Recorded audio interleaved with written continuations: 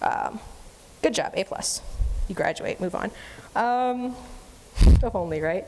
Okay, so we're going to take the indefinite integral of this thing to find out what happens. And then we're going to just plug it in. So I'm thinking a u sub looks really good, because if this is u, then du is really easy. It's just this dx, right? So u is equal to x minus 4, du is equal to dx. So then our integral becomes 1 over u to the 1/3, because that's easier for me to look at. And dx is du, so this didn't really change. Yeah, that looks good. Okay, so I'm going to make it this easier. So it'd be u to the negative 1/3 du. To take the integral of this, we add 1 to the exponent, whatever, it's power rule that you all should know. I've forgotten it though. It's 3, I'm going to check. I've forgotten how to do integrals. Oh, I did it differently. I can't cheat. Okay, so, okay, power. So check, 1, 2. If I take the integral of this, it's 1/3 u thirds. So then this is, we add 1, so it'd be 3/3. No, it's 2/3. I'm wrong. 2/3 divided by 2/3, so it'd be 3 over 2. Okay, yeah, I'm good. I wasted so much paper space, but I know how to do power rule now. So yeah, oh, really good trick. So if you guys forget something really basic like this because you're stressed out, because you're being recorded or you're on your exam, find something that you know how to do because it's obvious and it's really easy, like this. I know how to do u squared. And I forgot how to do it with fractions, so just look at the pattern and then apply it over here, right? Because you know the information is just making it so your brain can absorb it better. Do this for everything. If you forget something really obvious, don't just guess. Okay, so, oh, and then I have to, this is my integral, so I have to plug back in, right? So 3/2 x minus 4, 2/3 plus c is the integral of this beastie right here. So we know that the integral of 4, 3 x minus 4 dx is equal to bounds. I learned my lesson from last time. This. In my defense, it's really hard to write, do math, and talk at the same time. So that would be 1, and then we have to add it to, I'm going to simplify this one first, and then we're going to do this one. So, okay, so we plug it in, right? So we have 3/2, this is 4, right? So it's 4 minus 4, which is 0, to the 2/3, which is just 0, minus 3/2, 0 minus 4, 2/3, which we would get something that's negative. It's some constant. I don't really care too much what it is. So that's 1/2. And then the other half is this one. And so then we do the same thing. We plug it in. 3/2 x, no, 5. No, x, I'm wrong. Stop. Okay. Fingers do what I tell you to do, which is 5 to the 4. I'm sorry. And then it would be 3/2, 5 minus 4, 2, 3, minus, and then 0, because this was still 0, so I don't have to write that out. So this is 1. 1 to any power is 1, so we're just left with 3/2. So overall, we know that our integral of 5 to 0, 1, 3, is equal to 3/2 minus 3/2 minus 4, 2x, 2 to the whatever, you can read. Yes, this part. Oh, you guys can't see that, okay. Yeah, no, if you can't see something, just yell at me. Because I'm trying not to, like, I'm very distracted right now. Okay, yeah. So this is one integral, this is the other integral, this is our solution for one, solution for the other. They're both convergent because they're both constants. So then we take both of them because before we added them, so we add them. Well, this is negative, so technically but it's still addition in the truest sense. So this would be you can simplify, I'm not going to. I'm going to check to make sure it's right, but yeah. Well, Something happened. We have a negative that's not supposed to be here, but that's an algebra mistake. We still know how to integrate, which is what's important, right? So I'm going to move on because you guys can, it's an Easter egg, right? Find where the algebra mistake was. The right answer so that you guys have it. I'm going to, this way you guys can check and find it for yourself if it's bugging you. Unless I'm, oh no, we're good because this is a plus and this is a plus. It is positive. Okay, I freaked myself out. We're good. There's no mistakes. Okay, so I hate algebra. It's the worst. Okay, next one.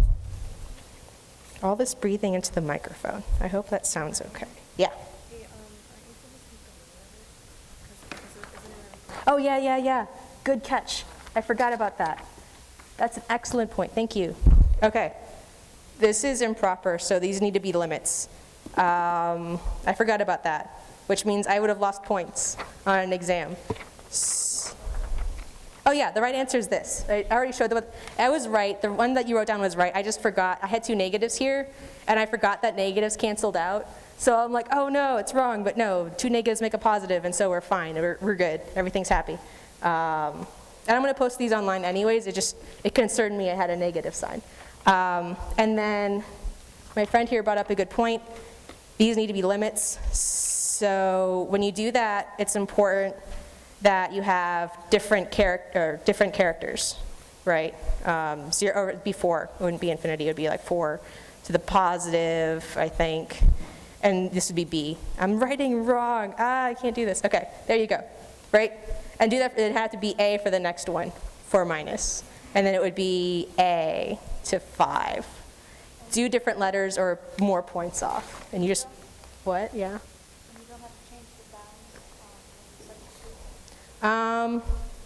Like your bounds would have to change here, so this would be B and A, and that would be really the only change all the way across, because I never really used them, you know. As at the end you would say, like nothing really changes except for that. Like here you would plug in B and A, but it still goes to 0. So I mean, nothing changes except for notation. I swear like half of math is notation. Good, thank you, that's wonderful. Keep correcting me. It means you guys are learning things, right? Okay. I'm so sad. Okay. Yeah, we did that one good-ish. I'll accept it. This is another partial fraction decomposition. How are we on time? We did ref. Oh, we're doing good. Okay, so we'll do it. Do you guys want to do partial fraction decomp, or do you want to save it for later and come back? I heard a yes, so that means I'm going to do it. Okay, so partial fraction decomp. This is an irreducible quadratic, which means, you know that ax plus b thing I was talking about earlier? This is when we use it because we can't split this up and make it nice. So, yeah. So we're going to have 2x plus 3 over x minus 1 dx is equal to a over x minus 1. And then plus bx plus c plus 4, integral dx. Okay, so this one's really, this one's really easy because it's a negative, it's still that natural log thing I'm talking about earlier. It's a little bit funny because, no, it should be good, never mind, take it back. The x isn't negative, so we're happy. But this is not fun, so yeah. I don't like it. Okay, so I'm going to leave this here so I can try to prevent more algebra mistakes. So I'm going to do this one, and then I'm going to do this one separately to save for space, because Sharpies take up a lot of room. So we have this, right, dx. This is ln of x minus 1, right? Because if you take the derivative of this, then this goes in the denominator, chain rule, so we're multiplying by 1, which is fine. A, though, because it's a constant, right? Plus c. I'm going to leave it alone for now, though. Don't let me forget about it, because I might. But I need space for the next one. The next integral that we have is bx plus c over x squared over 4 dx, right? U sub might work. Yeah, so I'm going to, should I split it up? I think I will split it up. Okay, so we can split this up so that we have bx over x squared plus 4 plus c x squared plus 4. dx, dx. Okay, so word of warning, you can split up the numerator. That's fine. Do not split up the denominator. That is bad. They will take off points. They will be very cross with you. Okay, so this one is a really easy u sub, I think, right? Because if u is equal to x squared plus 4, then du is equal to 2x dx. So 1/2 du is equal to x dx, right? Yeah. So then we would have, I'm saving this one for later. We would have, we put in our x, which is actually our du. So it would be b over 1/2 the integral of u. Yeah, which is just ln. So it would be b over 2 ln of u, right, du, plus c. Well, what's u? U is this x squared plus 4, right? So b over 2 ln of x squared plus 4. You check it by taking the derivative. Constant goes away. This goes in denominator. Chain rule, right? So this is multiplied by 2x on the outside. The 2 here dies, so it'd be bx, which is what we had originally. So if you can't follow that, just take the derivative on your own. But I took the derivative and I got this, so I know this is fine. So this is the next part. That's done. So now we all left to do is take the integral of the c. There's probably an easier way to do it, but yes. What? Oh, I'm sorry, I'm going too fast. Here, I'm sorry. Yeah, if I'm going too fast, let me know. I don't want to go too fast that you guys are lost. That would be very bad. Okay, is everyone else good? Am I going? Okay. Yeah. Yeah, no, if I'm doing something that's impeding your learning, let me know, because right now I can do something to change it. After the session, it's too late. I had someone tell me that I talked too fast for the last calculus session I left. And I'm like, why didn't you tell me during the session? Because it's too late now. So I'm trying to talk slow, and I don't think it's working out, but I am trying. Okay, so then we need to take this integral, which doesn't look fun. How did I do that? Ugh. Oh, it's an identity. Huh. Okay, so side work. Did I show how to take the identity of it? I did. Okay, so here's a fun trick that I'm going to show you because I feel like it's useful. If you haven't memorized, kudos to you. If you don't, then here's how I solve for it, right? So side work. X is equal to, this, it looks like a trig substitution, right? This is a plus, so it's tangent, and this is a 4, so it'd be 2 tangent theta, right? Dx would then be equal to 2. Derivative of tangent is secant, why is that doing that noise? Secant squared theta d theta, okay? So then we do our trig sub. So it would be whatever our c is, because it's a thing that doesn't really matter. 4 tangent squared theta plus 4 dx, which is 2 secant squared theta d theta. This looks an awful lot like sine plus cosine equals 1. So if we want tangent, then these are all should be cosine. So it's tangent plus 1 is equal to secant. So yeah, this looks like secant squared, right? Times by 4, but it's still secant squared. So it'd be c over 4 secant squared theta times by 2 secant squared theta d theta, right? The secant squares die, and then the half cancels out with the 4, so that we have 2 at the bottom. So it's the integral of c over 2 d theta. This is a constant, right? I did everything good. I should have done everything good. Yeah, no, I'm doing good. Oh, yeah, we're good. So then it would be c over 2 theta. What I have to do is find theta, right? Well, x over 2 is equal to tangent theta because of this golden nugget of information. And so then we do arctan of x over 2 is equal to theta. So we plug that in. We know that this is equal to c over 2 of arctan x over 2. Yeah. So this is the integral of this beast up here, which is this. So this is equal to this is equal to this, which we're done, which is why it's so much fun. So if you get your identities, you don't have to worry about it. So I'm going to take the paper away. No? Is that okay. I'm going to put it up here. This way you guys can still see it. Okay, so to put all of our knowledge together, right? We know this is our original integral, a over x minus 1 plus bx plus c over x squared plus, that's a really weird x, ignore the thing. Okay, so that is equal to, well, we already did this one, right? That's a ln of x minus 1 plus, well, we did the bx, right? Bx was b over 2 ln of x squared plus 4 plus, and we just finished doing the c part, which is c over 2 tangent inverse of x over 2.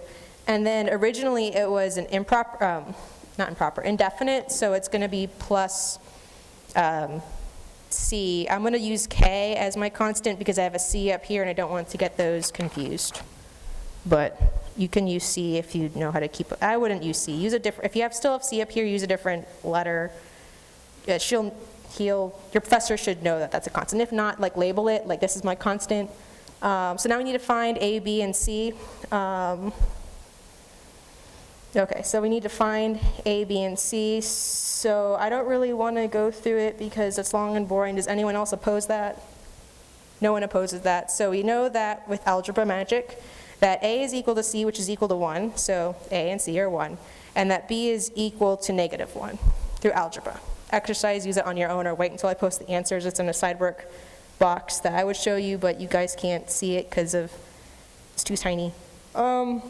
Which leaves this as our answer. Just plug in a, c. You just plug in whatever the constants are. It's not minus 1 over 2 ln of x squared plus 4. 1/2 plus 1/2 tangent inverse of x over 2 plus our constant, which I'm not going to use. I don't know if it matters. Check with your professor. If you ever have a question about notation, just ask your professor. I'm sure they'll let you know what they want, you know? Because it's less about whether or not you know the information and more about how they want it presented. Unless they told you don't ask them, and then don't ask them. But yeah. Any questions? No. Okay, I'm going to take it away. It's leaving. Okay, so the next one. Remember that horrible, I was supposed to bring, there's this trick that you can do, and I hate it, but you can probably find it on YouTube, oh, you tell me what it, I forgot the name of it, but I'm going to do it, and then you guys can tell me what it's called. Integration by parts. Thank you. Integration by parts. For integration by parts, there's this trick where like you take the derivative of some things and you take the derivative of some other things and you go, oh, very obviously they all connect and it takes like 2 seconds. I hate that, personally. But it exists, and so if your professor doesn't want you to show work, which I recommend against because work is partial credit, then you can do that. It's really good to check your work, but I would definitely know how to do it the old-fashioned way, which is what I'll be doing here. So if we want to do integration by parts, how do we know that that's a good idea? Well, we could go u sub, but then we can't really do the e of x, which is horrible. And then we could do trig sub, but then again, the e of x ruins it. You'll notice that we really like integration by parts when one function and the other function are not related by derivatives or integration. There's no way we can turn e of x into this thing or vice versa, doing any craziness. So since they're kind of really unrelated, we do integration by parts, at least most of the time. You can do it other times, but it's like a sledgehammer. Okay, so if I take the derivative of this, x squared slowly dwindles down into nothingness. But if I take the integral, it increases in power. I don't want to take the integral then, I want to take the derivative. E to the x does nothing either way, it just kind of sits there because it's lazy, so it doesn't matter what we pick. So I'm going to take the derivative of x squared. And I always do the integration by parts in this form with u du dvv, because then all I have to do is say it's this multiplied by this minus the integral of this and this. It just helps me keep track. We never really do anything with the d of v. It doesn't, we don't care that it exists. We never use it. It's just to find what v is, and it's v what we use to find everything else. So d of u is 2x, now that I'm done talking. Okay, so like I said, right, our form is uv minus the integral of v du. I don't memorize this, I just do my little charty thing. Multiplication is our favorite, I'm sure, minus the integral of 2x e to the x dx. This is still horrible, so I'm going to do it again.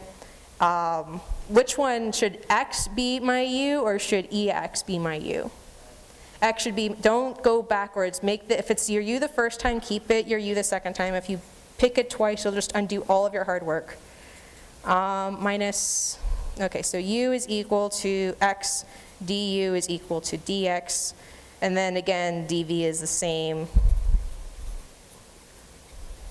Okay, so multiply, so then it would be brackets, because this minus sign applies to everything inside of here. X e to the x minus integral of these two, and you see that, integral of these two, so then it would be e to the x dx integral. Side work. Good point. Don't forget your constants. Okay. I guess a good way to avoid that is to put your 2 here. Maybe. I don't know, because then this changes too. This is then 2. Just don't forget it. It's important. Yeah. Oh, it applies to everything, so it would be 2 here too, right? No? Yes? Yes. He says yes. I'm going to go. I trust him more right now than I trust myself. Okay. So, yeah, and this is really easy, right? So then we have e to the x, I swear I know calculus. It's just when you're trying to like do all of this, it's scary. I shouldn't have put this in brackets. Pretend these don't exist. See, this is what I mean by scary. Everyone's judging you and your math abilities. And then the integral of e to the x is just e to the x. Thank you. Oh, don't need those, don't need those, don't need those. It's indefinite, so it's plus. Ignore the squigglies, they mean nothing. They're not there. Yeah, that should be it. That should be done. This is it. Without the squigglies, but yeah. Am I right? Yeah, I'm right. We're good. We did good. Thank you. I would show you that I have the 2 to the e to the x, but you can't see it. But I knew that was there. Any questions? Okay. Okay, so now that we're done with integration of horribleness, we have, oh, you can't see it. We're supposed to find the volumes of the solids attained by rotating a region enclosed by special curves around axes, right? So I'll write it down so you guys can see it. What we're given is, we're looking for the volume. That's important, right? And we're given that this is one function. It's bounded by this function, bounded by x is equals 0, bounded by x equals pi, and we're rotating about the x-axis. Okay. So the first thing I always do is I either graph it first or I find my intersections first. It depends on which one I think will help me more. As of the moment, I'm going to graph it first. I think that's easier. I'm going to draw it like that. This would be 0. And this is my x, right? So I know that it's bounded when 0 and pi, right? So this is my x-axis, and it's going to be bounded between 0 and pi. And then it's my function, right, of sine to the x, and it's bounded at 2. So let's say this is 3. So, I don't know, maybe this is 2. That should be 2, I guess. Not drawn to scale. And then function, right? So at 0, what is sine? 0. And then at pi, what is sine? Still 0. When is sine its maximum possible value? Well, that's at pi over 2, which case at sine of pi over 2, which is, say, right here, what is sine of pi over 2? 1. So say right here. So our graph should look better than this, but this is what we're working with. So yeah, and then it's bounded at 2, so we're going to draw it up. And so it's bounded between 0 and 2, pi and 2, in this function. So we're looking for this area. Okay. And then we're rotating about the x-axis. So we're rotating that way. So we're going to have some this way going on. Okay, so now we need to find the intersections, which are really easy. They're at 0 and 0 is one intersection, and at pi and 0, which is this intersection. You need to find them. It depends what order you want to go in. Okay, so there's a formula for finding volumes and areas. Know both of them. It's pi of BA. Oh, I drew pi. Pi doesn't exist twice. I drew that wrong. Radius on here, like I have it written down because I don't have it memorized anymore. X squared, and then it depends whether or not you're going to do it with respect to dx or dy preference. Also ease of access. We're rotating about the x-axis, so I think it's easier to do it with dx, right? So I need to find the radius of this thing that's going on, right? So write this down. It's going to be from 0 to pi, because I'm going to do it with respect to x. So what's changing? This distance is changing. And then I know that my radius at maximum is going to be 2, right? It's never going to exceed 2. So 2 squared is going to be the maximum, like if this was just a block that we're rotating, it would just be 2 squared, and that would be it. It would be 2 squared dx, and we would be done. But we don't. We have this piece that's cut out from it. So we're taking away from this 2 squared that's going on. Well, what's cutting out? What volume are we cutting out from in here? Well, we're cutting out the sine x, right? So we're going to subtract whatever volume we got from sine x squared dx. And that's how we find the radius. I try to, if something doesn't make sense, try to explain it with words to someone else. This was one of the harder concepts, I think, of Calculus 2, actually. So maybe you laugh at that, but I didn't like it. So then we take the integral. This is a really easy integral.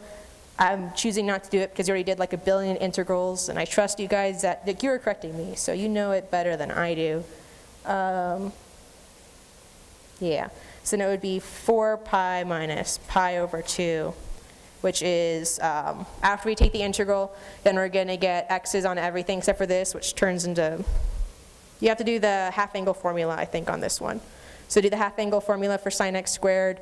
You plug in your bounds, and you get 4 pi and then pi over 2, which is done. Your volume is equal to 7 pi squared over 2. And we're done. It's important to note the formula depends on whether or not this is a disk or a washer. Because we're cutting out area, it's a washer. So, or yeah, I think it's a washer.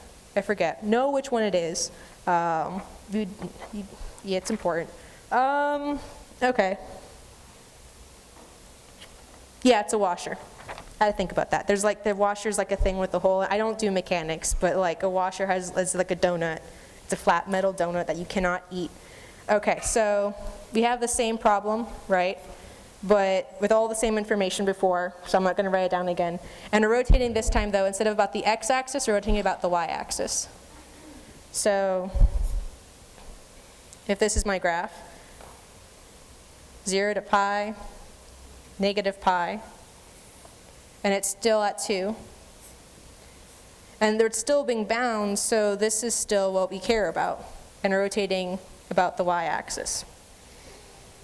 Okay, so this, I don't know what it is. It's a shell. Oh, it's a shell. We do the shells because, okay. I wanted to use my colorful markers because it's so much lovelier when you can draw it. But like, someone asked before why it was called a shell, and I'm really appalled that you guys didn't know that or remember that. So I'm going to. So we have this shape, right? Can you see that? No, it doesn't show up. Okay. We have this shape, and we draw this little box, and it covers, it reaches the corners. And then you want to reach this corner up here, right? So you draw corners to the end, and you keep drawing these shapes to the end. And so you get these really lovely, sort of like Russian dolls, almost, for your shapes. And it's absolutely beautiful. And it makes your life a lot easier. On my Google site, for those of you who aren't in the class that I SI for, I actually have, and I do not guarantee it's 100% accurate, but I think it's really useful if you have a hard time understanding these problems. I have a worksheet that's less work and more just me trying to like summarize what the chapter's about, but it goes through what to look for, when to do what, and I don't follow those rules here because they're not 100%, but they are extremely useful. And I've tried to like vet them through like 101 problems, but there could still be an exception. But that's really useful if you have a hard time with this on my Google site. Anyways, volume is equal to, this is the formula that you want to know. AB, you want the radius, height,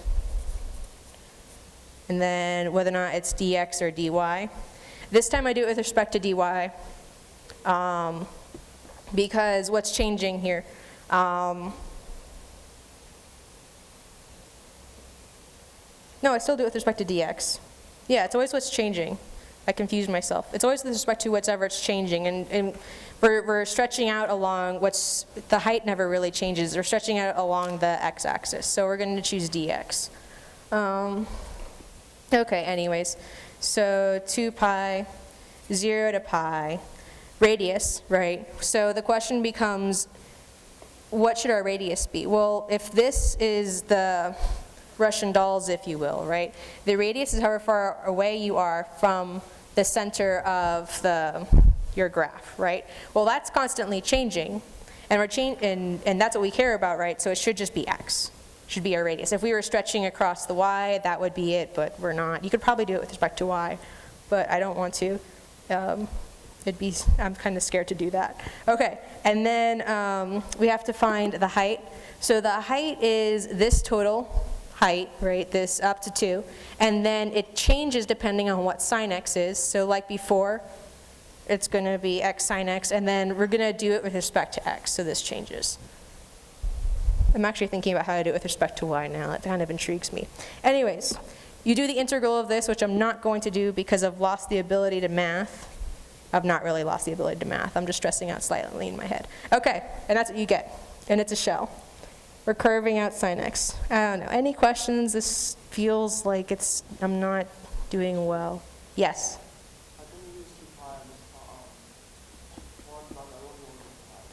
So there's 2 answers to that. One is that it's part of the formula. The second one is that we're doing shells, like the fun answer, right? We're doing the shells, and so if you're to look down on top of, like, if your eye is right here, and you're looking down at, that's a really creepy looking eye. Anyways, you're looking down at it, you have circles, right? And so, well, how do you find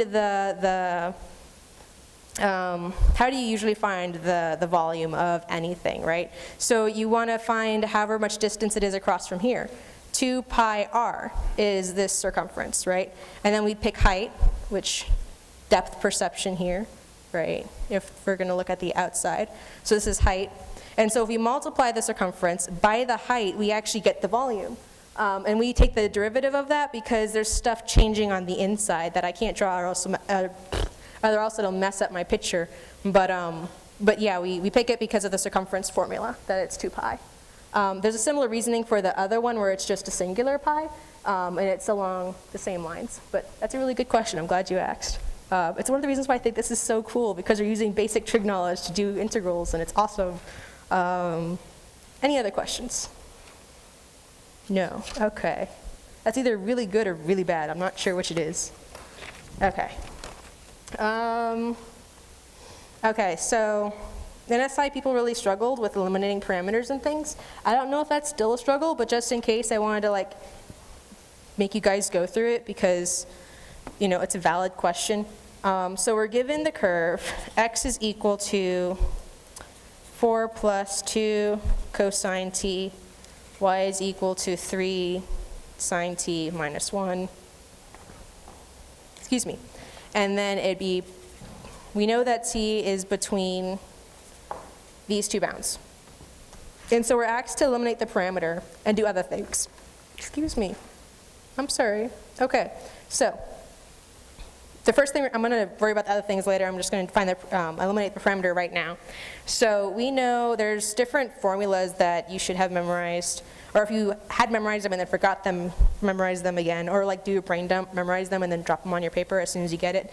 And either way, whatever you decide to do, it's useful. Let's see, it would be x is equal to r cosine of theta, y is equal to r sine of theta, x squared plus y squared is equal to r squared, I think. Check it, all of these always, anyway, check everything. Yeah, I think that's it. So we know that x squared is x squared plus y squared is equal to r squared. What I want to do, right, is we know that cosine squared of something plus sine squared of another something is equal to what? Well, it's equal to 1, right? So if I can solve these guys for cosine and sine, I can set them equal to 1, and I've eliminated, well, okay. Anyways, oh, that is what I did. Okay, good. I was worried. I'm like, that eliminates the wrong parameter, but it doesn't. We're good. I wanted to check. So we have x is equal to 4. I'm going to separate this to the line. Fancy schmancy line. Okay, so this, we're going to move everything over so we just have cosine t by itself, right? Just so we can use this equation, which we learned many, many moons ago. So x divided by 4 minus 4. Don't look at me. X minus 4 divided by 2. I swear I can math. Okay, there we go. Yes, I checked it. We're good. Okay, and then y is equal to 3 sine t minus 1. So we add 1. We do not divide by 1. We could, but it wouldn't do anything, but we could. And then we divide by 3. I'm babbling. Okay. You should get those if you solve for sine t and cosine t, right? So we know that cosine t squared plus sine t squared is equal to 1, right? Well, what's cosine t squared equal to? It's equal to this squared, right? So it's x minus 4 over 2, quantity squared, plus, this is sine, 1 minus, y plus 1 over 3 squared, and that's equal to 1. Hey, look, t's are gone. We eliminate our parameter, a plus. You could simplify. I don't think that matters. I mean, yeah, I don't think it matters. Okay, so push that up here. Can you see it? Beautiful. Okay, so the next thing you want to do is find the Cartesian equation, which we did. So this is, oh, I lost it. Anyways, that was the Cartesian equation. I'll pick it up later. I won't forget. Remind me. Anyways, now we're supposed to sketch the graph of the curve. So if we still had our paper, I'm going to rewrite it. I still have the equation. We're good. You know, I knocked over a wet paint sign earlier today. I feel really bad about that. Okay, so squared. This is what would happen if you had simplified it. Get this is equal to 1. And so then we want to find the graph of the curve. So the first thing you want to do is, I would plot it with respect to, with the original, personally. I would, we had 4 plus 2 cosine t. I would plot it with respect to these guys because you want to know which t is first, you know. So you want to make your table. T, x, y. What are they equal to and what happens? So pick really easy values. You can always choose more, but like at first, why make your life more difficult? So for t, we're doing trig, so let's pick multiples or variations of pi. So I want to pick 0, pi over 2, and pi, and 3 pi over 2, and 2 pi, and we'll see how that goes. We could always add more. So if it's 0, right, cosine of 0 is 1, right? Yeah. So 2 times 1 is 2. 4 plus 2 is equal to 6. So no. Yeah, it's 6. So 6. Y, sine of 0 is 0, times 3 is still 0, minus 1 is negative 1. We do the same thing for pi over 2. We get 4, 2. For pi, it's 2, negative 1, 4, negative 4, and this is, as it should be, the same thing. So now we can plot, right? Oh, but our t, sorry, I had it written down. T was between, this is how we pick our, we know to start, I forgot about that. So don't use 0.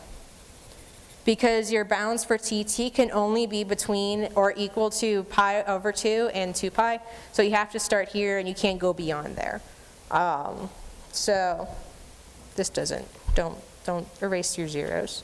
Anyways, so at pi over 2, which we don't really care where that is on our graph because this is an xy graph, 4 out, and then let's say 2 up, so this is the first one, and then 2 out, say, and 1 down, 4 out, so same distance, and then 4 down, and then 6 out, and then 1 down. So it should, and if you actually plot it like good, like on graphing paper, maybe it'll look different, but this is kind of what it should look like. And you want to draw the arrows because this is when t is equal to pi over 2. You can label it that way if you want to, and t is equal to 2 pi. And so this would be the graph of the Cartesian curve. It should be an ellipse, so you need to make the edges more rounder, but they're not going to judge you on your artistic skills. So we're good. Any questions? Yes? So the reason you know it's going that direction is starting at pattern 2 and ending at 5? Yeah, precisely. Yeah. And that's actually really important because some questions will ask you, does it rotate counterclockwise or clockwise? And I had that. I don't know if you guys will have that, but it's a legitimate question, and I guess it's designed for easy points, but always start, I don't want to say always, go look at your notes of which way your professor taught you how to do it, but it is an important thing to know for facts. I'm going to say that. That's safer. Good question. That's actually a really good question. Okay, so the next thing you want to do is you want to find the equation of a tangent line to this curve. Tangent line of this curve at t equals pi over 3. So we need to find the tangent line. That's our mission, should we choose to accept it. I love you guys so much. You know, I say all these jokes in a sigh and no one laughs. And then you guys are like laughing like crazy and it's making me so happy. Like you have no idea, I'm on cloud 9 right now. Okay. So the first thing to note is that we need a tangent line, right? So a tangent line is a line. Surprise. So this is the kind of form that we want, right? Y, our intercept, and then m. Well, m is our slope. Slope is disguised. We learned it. It's really our derivative, right? So our first job, task, goal should be to find whatever our derivative is, right? So dx over dy is equal to, well, we don't have really dx with respect to y, but we do have x by itself with respect to t. So you can go dx dt over dy dt. And that amounts to the same because you can't really cancel out the dt's, but you can kind of cancel out the dt's, and it's kind of the same thing. So professors have different ways, and I'm not going to go either way because I don't want to get in trouble. But we take the derivative of, we take the derivative of 1 minus cosine t. So 1 is a constant, it dies. So then it's minus cosine t. So derivative of cosine is sine, but we switch the sign. So it'd be positive sine t for our derivative. And then we want to take the derivative of y. So derivative of secant is secant tangent. Oh, I'm backwards, dx dy, I'm backwards. Thank you. Someone was whispering, and I'm like, why are you whispering? Okay, I'm going to just, don't look at that. It's ugly. Just forget everything I said and start over. Okay, so we still want the slope, though. Don't forget about the slope. But it's d dx. I always forget which order it is. So I made myself an acronym, and I forgot to use it. Okay. Sorry. This is what we want, dy dx. I looked at it and everything was flipped and I'm like, why is it flipped? Okay, and then we still, derivative of secant, right, is still secant tangent. I was not wrong about my derivatives. Everything else, but not that. Okay. Are you guys laughing at me because, is it more because I'm making mistakes and less because my jokes are funny? Both. Oh, I see how it is. Okay, so this is what we get. It simplifies to, that's actually a really good joke. Yeah, right? It's going to be infamous. It'll be permanent. Okay, we get this. It simplifies the secant squared t. I don't want to do the simplification, just turn it into its basic things and split it apart and see what happens. It's secant squared t. We want to find the slope, though, at when t is equal to pi over 3, right? So we want notation, dx dy at t is equal to pi over 3. So secant squared t at pi over 3. I don't know what that is. What is that? It's 4. It turns out to a really nice number, guys. Right? Because like it'd be cosine. Yeah, it actually turns out to be a really nice number. Okay, cool. So then x at pi over, is it not 4? Did I do that wrong? Okay, I heard someone whispering and I'm like, no, no, please no. Okay, so then x is equal to, oh, I have it here. 1 minus cosine t, so plug in pi over 3. At pi over 3, it's 1/2. So 1 minus 1/2 is equal to 1/2. No, it's not equals, it's just regular parentheses. And then it would be 5 plus secant t, which is 2, so 5 plus 2 is 7. I should write down what I'm doing. 5 plus secant t. I plugged pi of 3 into here. This is 1/2 over, or it's like that, so it's actually 2. And then 2 plus 5 is 7. Yeah, so now we have x, we have y. We can use, so there's the one equation that I showed you earlier, which is this one. I find it's less helpful. It's helpful to know we need to find the slope, but really the one that's most wonderful is this one. Because we have y, we have our slope, and we have x, right? So we can really just plug things in now. So y minus 7 is equal to 4x minus, 1/2. We're good. So y is then equal to 4x plus 5 by algebra. This horrible paper. Disgusted with it. Okay, so, yeah. Any questions? I should always be asking if there's any questions. I haven't been doing that. No questions. Okay, cool. I'm glad. So the next one. And that's the tangent line. This is, so funsies, if this is our graph, the tangent line is that wonderful thing. Yes? What did you do after you found dy or dx? Like in Word, what did you do after you found dy or dx? After I found dy and dx, I found it so I knew I was going to use this formula. And so this is dy dx. I did it again. So then what I needed to do is I needed to find this variable and this variable. I did that by plugging in values into my equations for x, so it's cosine something, and y naught was sine something. So it was a secant thing. I go back to the original equation and I plug in whatever the t value was at that point. Good question. So yeah, once I find what it was at that point, because this is the value at y and x at the t point that's of importance. It was pi over 3, so I go back, plug in pi over 3, I get these values, and this is at pi over 3. So the only thing that's left is these two, and we want these to be unknowns, so we're good. Does that answer your question? Whatever the t value was, that's the slope? Yeah, so like they gave us at the beginning that t is equal to pi over 3. So I plugged in at the slope pi over 3 for t, and then at x and y also. That's a really good question. Is that clear now? Yeah. Okay. Any other questions? Okay. That was a really good question. I definitely want things to be clear. If you don't understand something, yell at me. If I don't, like if I just move on and forget to ask, like definitely yell at me, but politely, because I'm sensitive. I have feelings. Okay. So the next thing we need to do is we need to find our, someone laughed at that. I'm not a robot, guys. I really do have feelings. Okay, so we need to find the Cartesian equation for this curve. Cartesian means xy plane. So we need to turn this into x and y's. We don't need to put it into y is equal to f of x though. Like it's okay if it's just y's and x's. Don't worry about pushing everything over to one side except for one y. That's crazy. And you'll see why. So r squared. I would offer bonus points for whoever got it, but there's no bonus points. So you'll get a smile if you can tell me what r squared is. No, x squared. Smile for you, she tried. I beat her to it. I should have waited longer.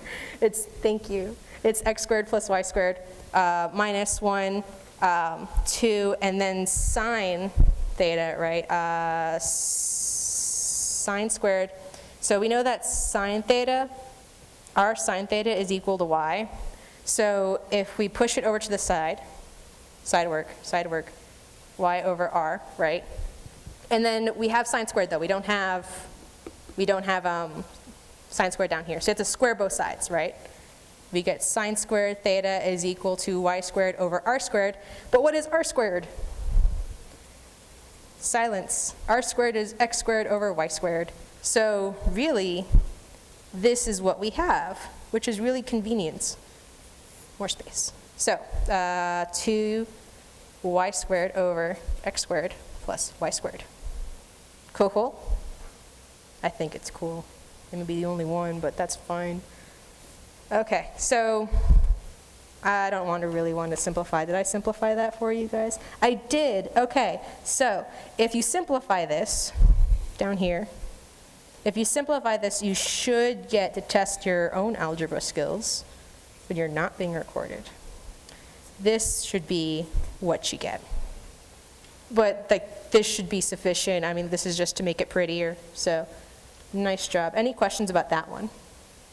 All of these questions, like turn it into Cartesian or polar, is just use the things that you know and try to like spit it into, and try to squeeze stuff in there when you know it doesn't work. Like because it will eventually. You just have to keep plugging things in, and you can manipulate it however you want to. Like I had sine, but I needed sine squared, so I just squared both sides. It's not nothing really in math is a roadblock. You can do anything you want to.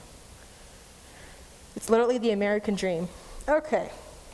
Find the length of the curve of the equations. So we have these equations, we need to find the length of the curve. There's an equation for that, or a formula that we need to know. I'll write it down in 3 seconds-ish.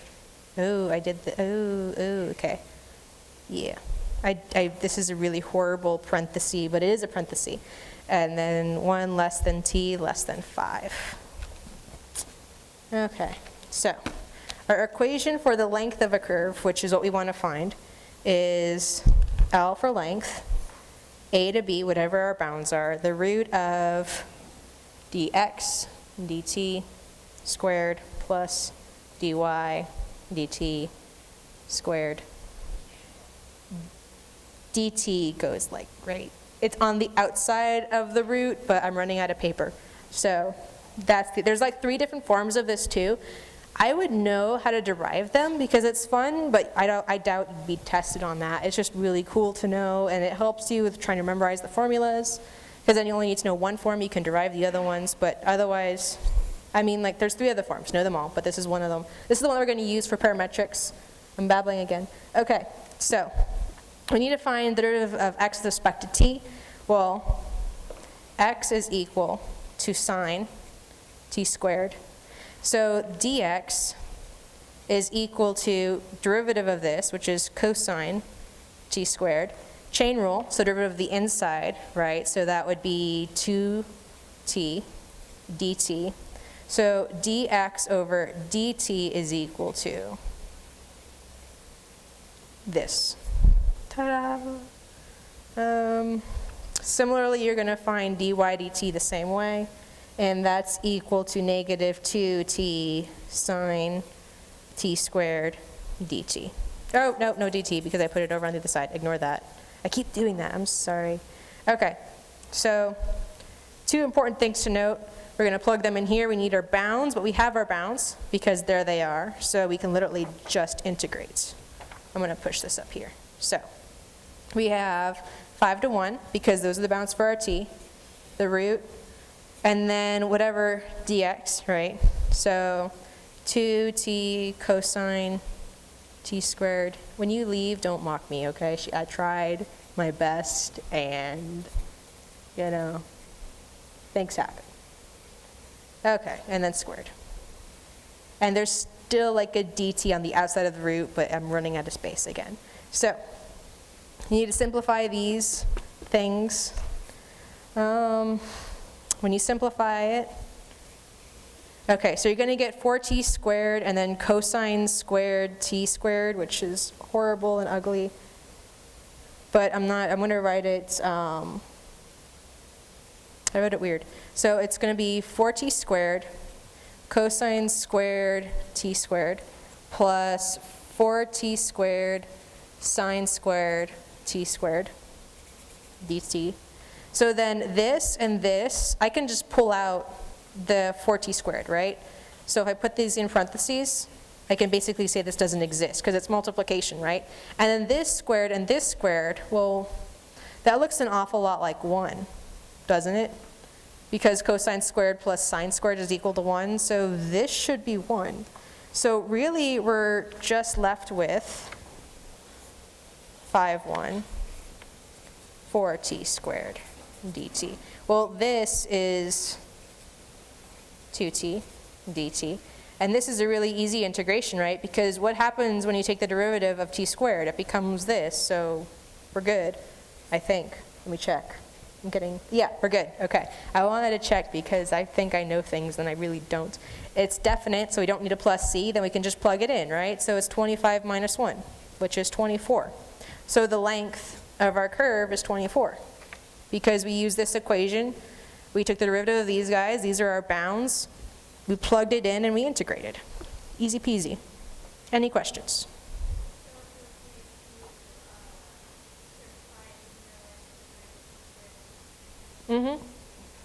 It's the same thing because, that's a good question. So she asked, we had cosine squared of t squared plus sine squared of t squared.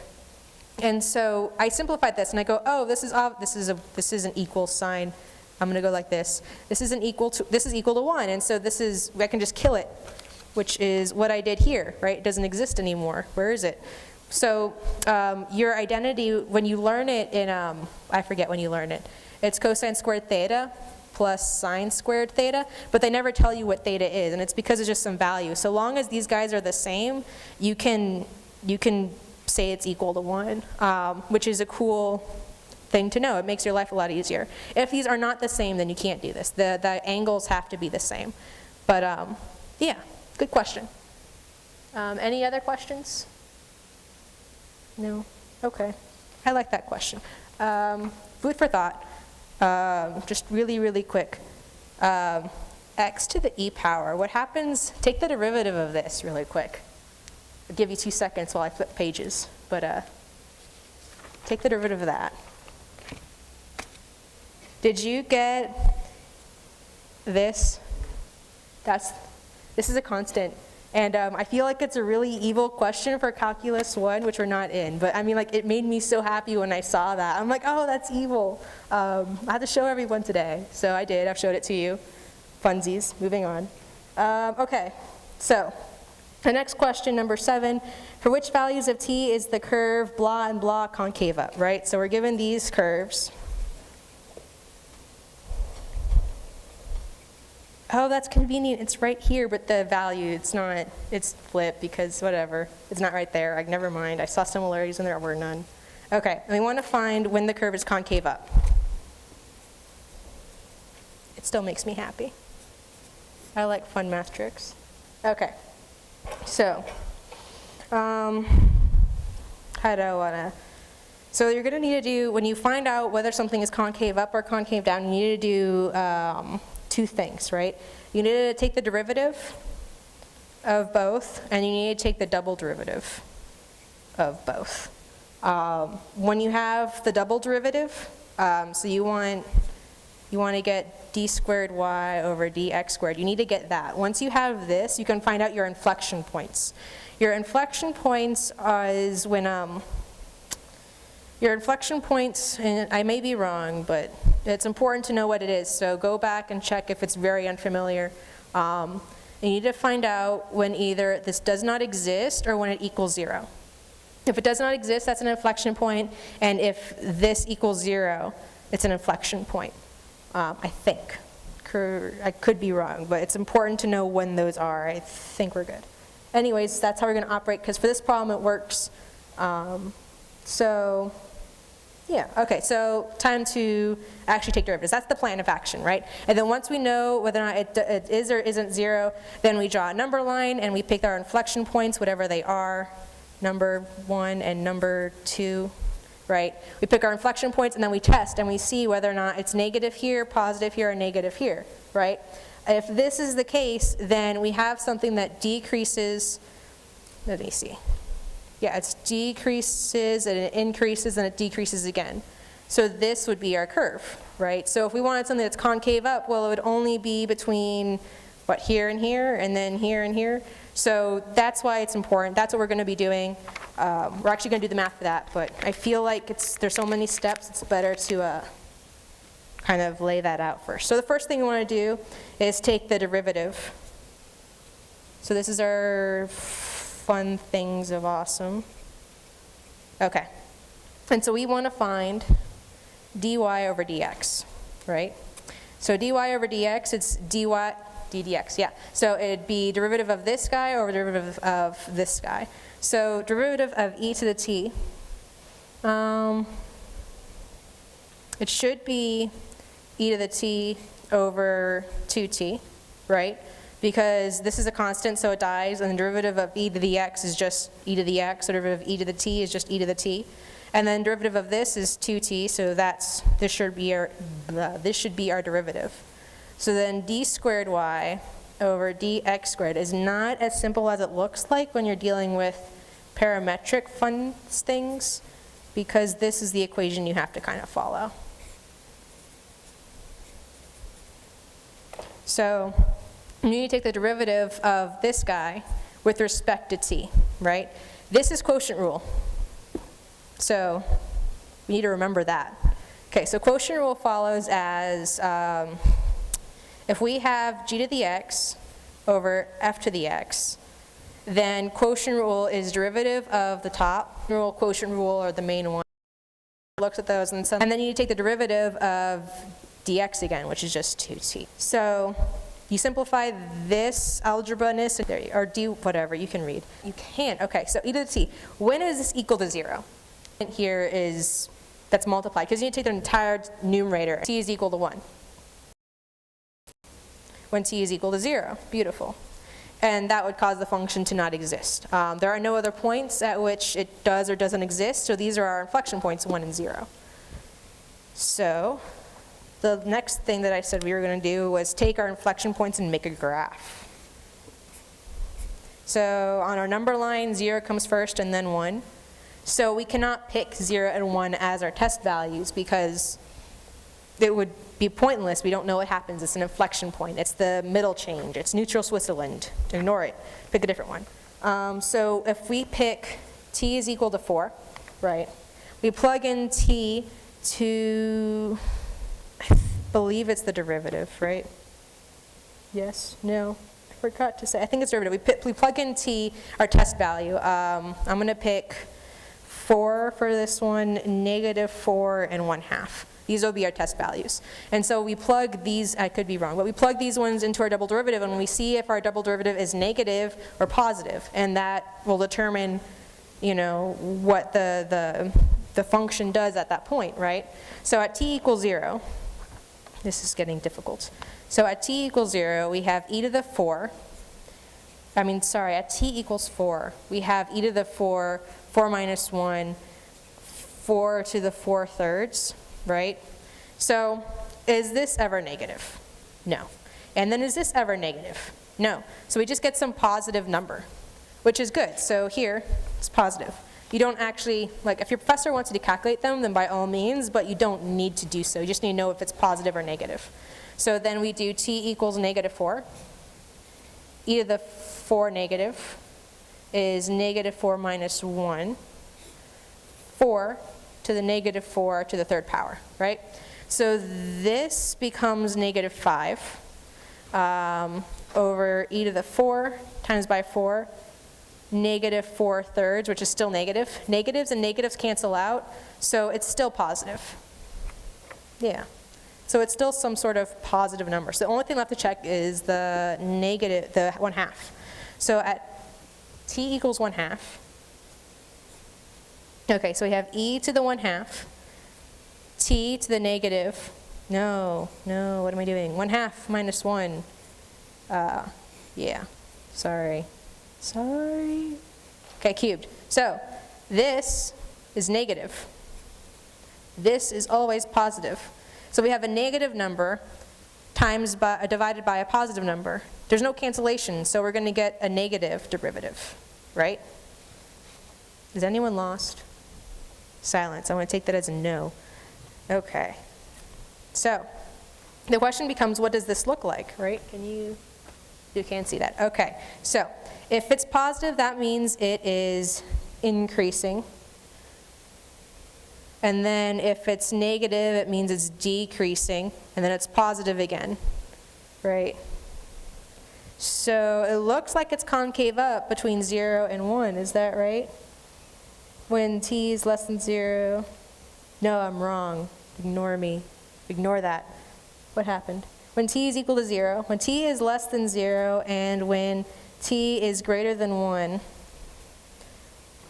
the curve x is t squared plus 1, and y is x squared minus 1, is concave up. So when it's less than, oh, because it's positive.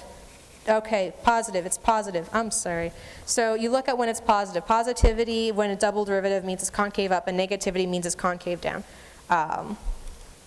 Yeah, okay. Yeah, that makes sense. Anyways, concave up because it's positive. So you look at where it's positive, and then you go, everything down here is concave up, everything down here is concave up. This is negative, so it's going to be concave down. That's how that works. Okay, sorry for the confusion. Any questions? No questions. I'm going to take that as a silence. I'm going to take that as a no. Okay. I don't like concave. You never really see it again after calculus too, so I don't know. I mean, maybe we do in upper level, the different kinds of, I've not seen it yet. I'll let you know if I see it again. Okay. What time do we have? How are we doing on time? It is 4:30. Oh, we good. We're doing good on time, right? I think so. I hope so. We'll see. Okay, so, because that means we still have 90 minutes left, so that means I can do 9 problems. Oh, I'm running behind. Okay, so, I'm like, I'm doing good. No, I'm not. Okay, I'm going to skip. I'm going to come back to the curves, but I'm going to skip that one for now and move on to series, because that's a good half of the course. So just move on to problem number 9. And then if we have time, we'll come back to 8. Remind me to come back to 8 if we have time. Or if you guys have questions, if you guys have questions, I want to take your questions. What is this? Oh, what is this? Oh, these are notes for a different class I'm taking. Okay, so, also more notes. What is this? This is physics. This is useless. Okay, so, we're going to determine if the series converges or diverges. So this is our series.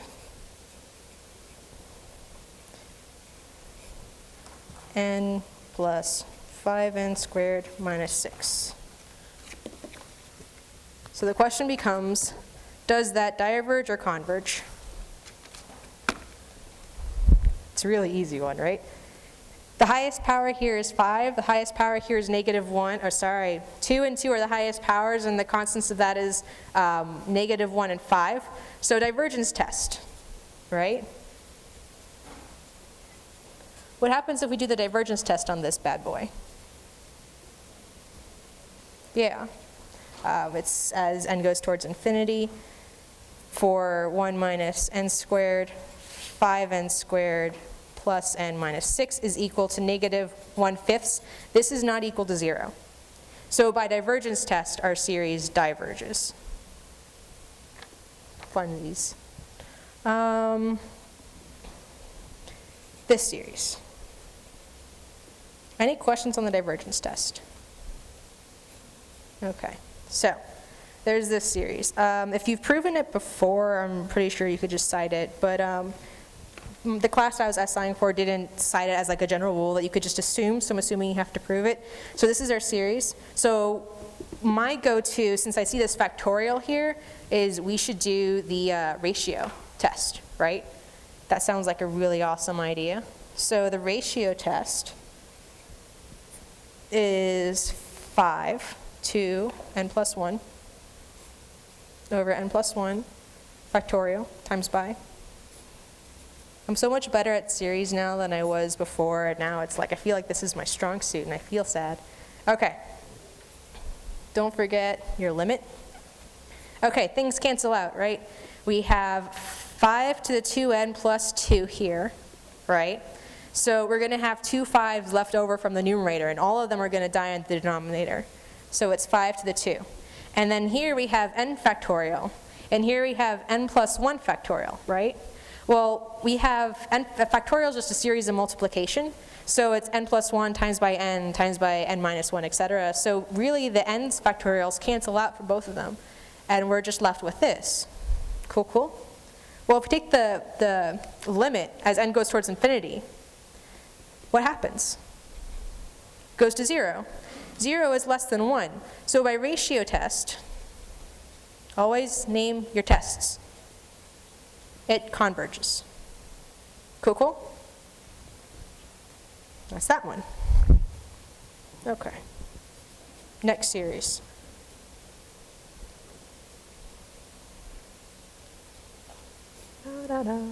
Any questions on the ratio test? No questions. Okay. Take 2 seconds. I'm going to drink water. Solve that one.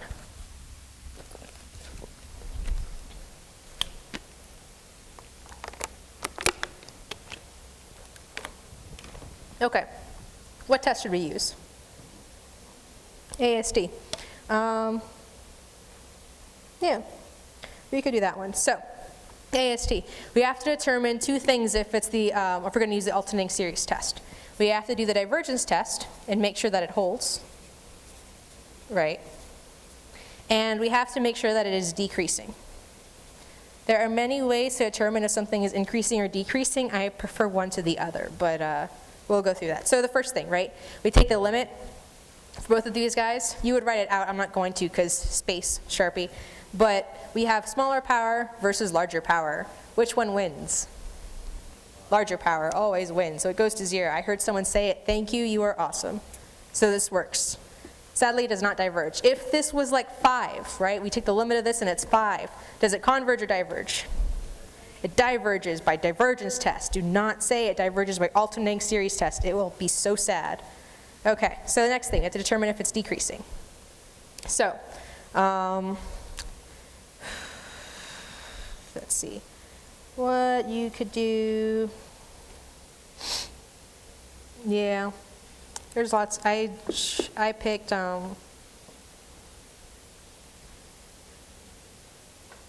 yeah, okay, so determine if it's decreasing.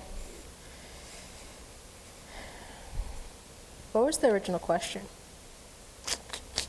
Oh, does a series converge absolutely or conditionally or diverge? So, but whatever. Okay, so n is equal to, okay, so it's decreasing, so we want to see if it's decreasing. So I think we take the derivative of both of them. I didn't solve for it on here, so I have to remember back. But, oh, I know.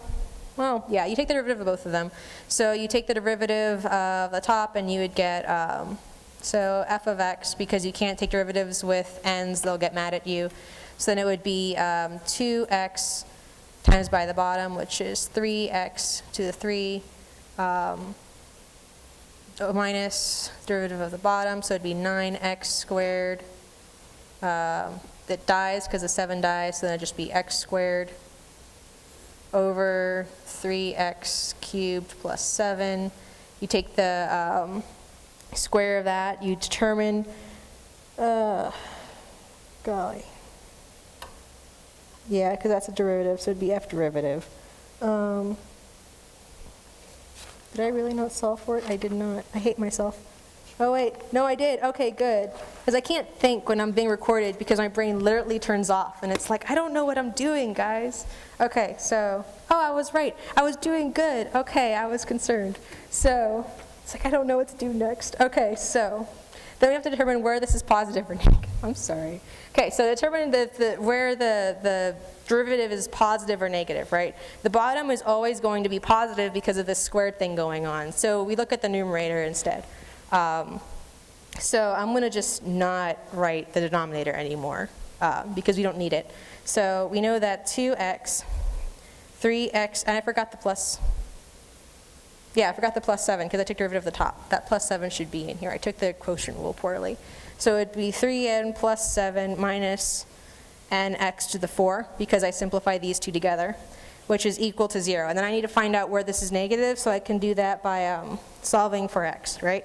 You do algebra, which I'm going to skip most of it because, oh no, I guess I won't. Yes, I will. We're running low on time. So you do algebra, and you end up getting, once you simplify all the things, to 3x to the 4 is equal to 0. And then once you get that, you solve for x. I don't know.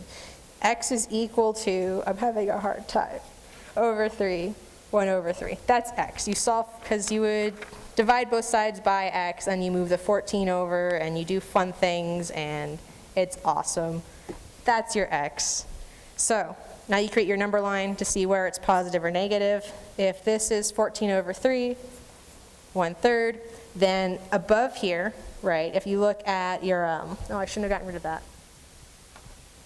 If you look at your derivative, right, if x is greater than this value, then you'll notice that you get a positive number, negative, oh my gosh, okay. If it's greater than this number, then you notice you get a negative derivative because this increases faster and this is negative. Cool, cool? But if it's less than, then it's going to be a positive value.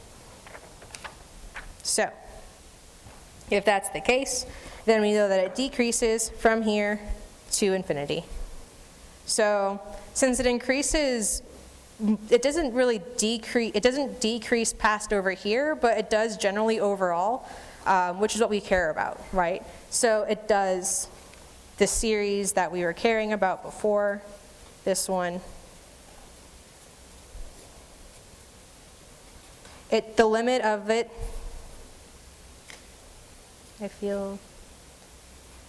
the limit of a sub n does go to 0, and it is decreasing. So by AST, it converges. We're good. You would notice that if you took, I'm not going to do it, but if you took the absolute values of this, and I guess I could do it.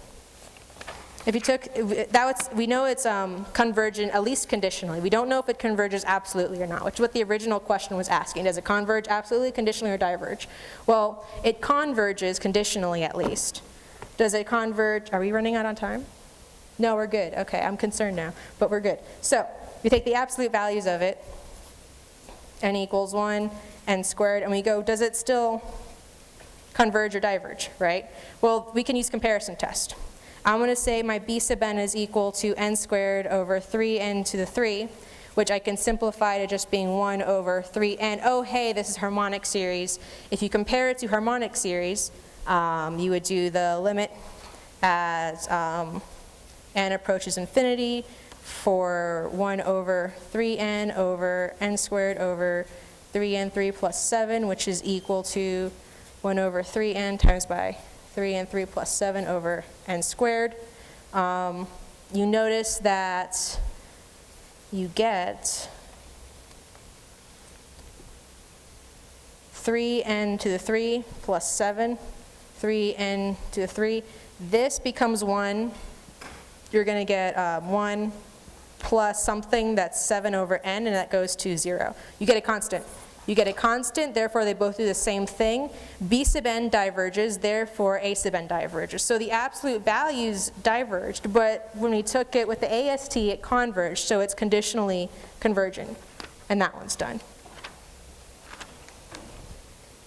What I like best is when you do the AST series, if you get some series, and this is for cool things, and it starts at 0, and you get 1 over n3, right? You have a constant over an increasing function, and so this is what you usually end up with, and you can just cite that a constant over an increasing function is always decreasing, because obviously. So that's what I like to do. If your professor doesn't allow that, then don't do that, but that's, most cases boil down to this, and I really enjoy that, because it's less algebra. Okay, the next one is using the, okay, so I pigeonhole you into doing the integral test, because it's important to know how to do it and to be able to check. Like, everyone can take the integral, right? But, at least hopefully. But to be able to check for the things that you need to check for is what's important. So we got to check to see if it's positive, increasing, and decreasing. No, Positive, decreasing and continuous. Decreasing. Ignore that. It's decreasing, not increasing. I read continuous as increasing because I'm blind. And continuous. Okay, so positivity, right? N starts at 2, and it goes on towards infinity. Is this ever going to be a negative value? No, so it's positive. Decreasing. We have a constant over an increasing function. By the thing I just said before, it does what? Decreases. We're done. Is there a question or? No. Okay, cool. I'm like, oh no, I'm being confusing. I don't want to be confusing. Continuous. We check to see if there's any point at which our denominator equals 0. From 2 to infinity, is there any point at which our denominator equals 0? No. So it is continuous. Make sure you write those out because your professor's going to want you to, like, not just, hey, you know, I know this, prove why you know it. But I'm not, you just write out the things I said, which is not hard. I have it written out on the things. If you want it written out, then I'll post it and you can see how I wrote it. I'm not guaranteeing that's how your professor wants it, but at least it's with words. Okay, so now that we have proven that we can use the integral test, we shall now use the integral test. So we take the integral of 1 over x. Use x's, do not use n's, or face your professor's wrath to the 3. Unless your professor doesn't care, but he should care. Like most professors care. Okay, so I'm going to do it indefinitely first, and this way I'm going to make less mistakes with notation. So I'm going to do u sub. U is equal to ln of x, because this way du is equal to just 1 over x dx, which works in my favor. So then it would be 1 over u to the 3 du. Ta-da! This simplifies to u to the negative 3 du, and then I take the integral, so it would be u to the negative 2 over 1 to the negative 2? Yeah. And then that's equal, plug back in your u, don't forget to do that. So it'd be 1 over negative 2 ln of x squared. Plus c, because it's side work, and I need that plus c because it's indefinite. Okay, so then we go and do the limit as b approaches infinity, b2, because this is where our sigma, where is it? These are our bounds, but infinity is an indefinite integral. We can't, I mean, it's not indefinite, it's improper. So because it's improper, we have to fix that with our limit, which is what we do here. Otherwise, it's very similar. And then I'm going to say 1 over n to the ln cubed. Oh, no, I can't do that because it's x's. It's x's, sorry, x's. Yeah. And that is equal to the limit. Sorry, I wrote it down as n's here, and I copied it down because I just lost something. I copied it down because that's the easy thing to do, and I should have thought about that a little bit more. Okay, which box is equal to negative 1 over 2 ln of x squared, which is our derivative that we just finished finding. No c though, because it's no longer indefinite. It's no longer side work. You would want to separate these off on your paper, like this is side work. Don't grade this like as if it wasn't. This your professor knows what you're doing. Then you plug it in, right?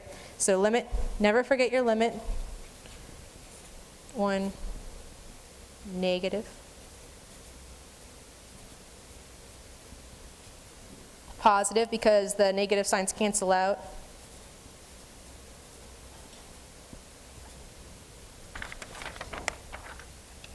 Okay. I have this gibberish up here, ignore that, it's bleed over. Okay, so it goes towards infinity.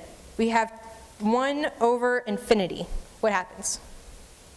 Dies. It goes to 0, which means this is the only thing that's left over. So we know that our integral converges from the limit of b goes to infinity to of whatever it was, I'm not going to rewrite it again, is equal to 1 over 2 ln of 2 squared, right?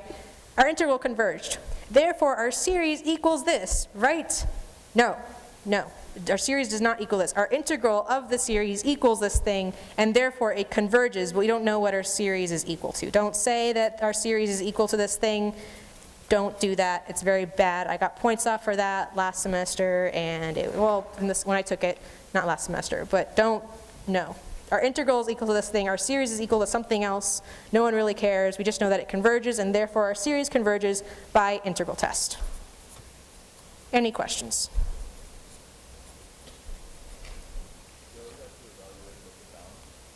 Yes, I B2 bounds, and I just pulled this down from here. We would evaluate them at the bounds, yes.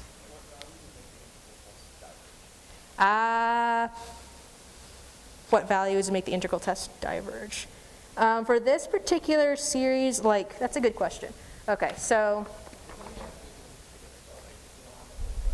you would get, like, when you do that, so let's say you take the integral test and you get, oh, I know a good one. We can do, so let's do the series, n equals 0 for x to the 3. We're going to do integral test on this bad boy, right? Oh no, because it's not decreasing. Oh, I know. 1 over x. Harmonic series. We know it diverges, it is decreasing, it is continued, well, 1 at n equals 1. And this would, okay. That's a good question. I want to address this because it makes me happy. At n equals 1, and this is n, not x, we're going to do the integral test. It's decreasing, it's continuous, and it's positive, so we can progress forwards. We take the integral of 1 over x dx, and we get ln of x. And this would be from b to 1, right? Or box. B to 1. Limit is, I didn't write limit goes in there, right? Well, if you take the limit as x goes towards infinity for limit of b minus ln of 1, this goes to 0. This does not go to 0, it goes towards infinity, and therefore it diverges, and we don't know where integral is, so the series also diverges by integral test. This is the one I can think of off the top of my head, but that's a good question. Sorry, that was kind of scribbly, but any other questions? No. Okay. It's really hard to come up with like a series on top of your head, but that's generally what you're going to get. You're going to get something where it's like you plug it in infinity and it just explodes. Okay, so the next thing that we have, problem 13 asks for the formula of the general term an of the sequence, assuming the first few terms continues. So the sequence we're given, I'm going to write it sideways. Okay, so this is our sequence.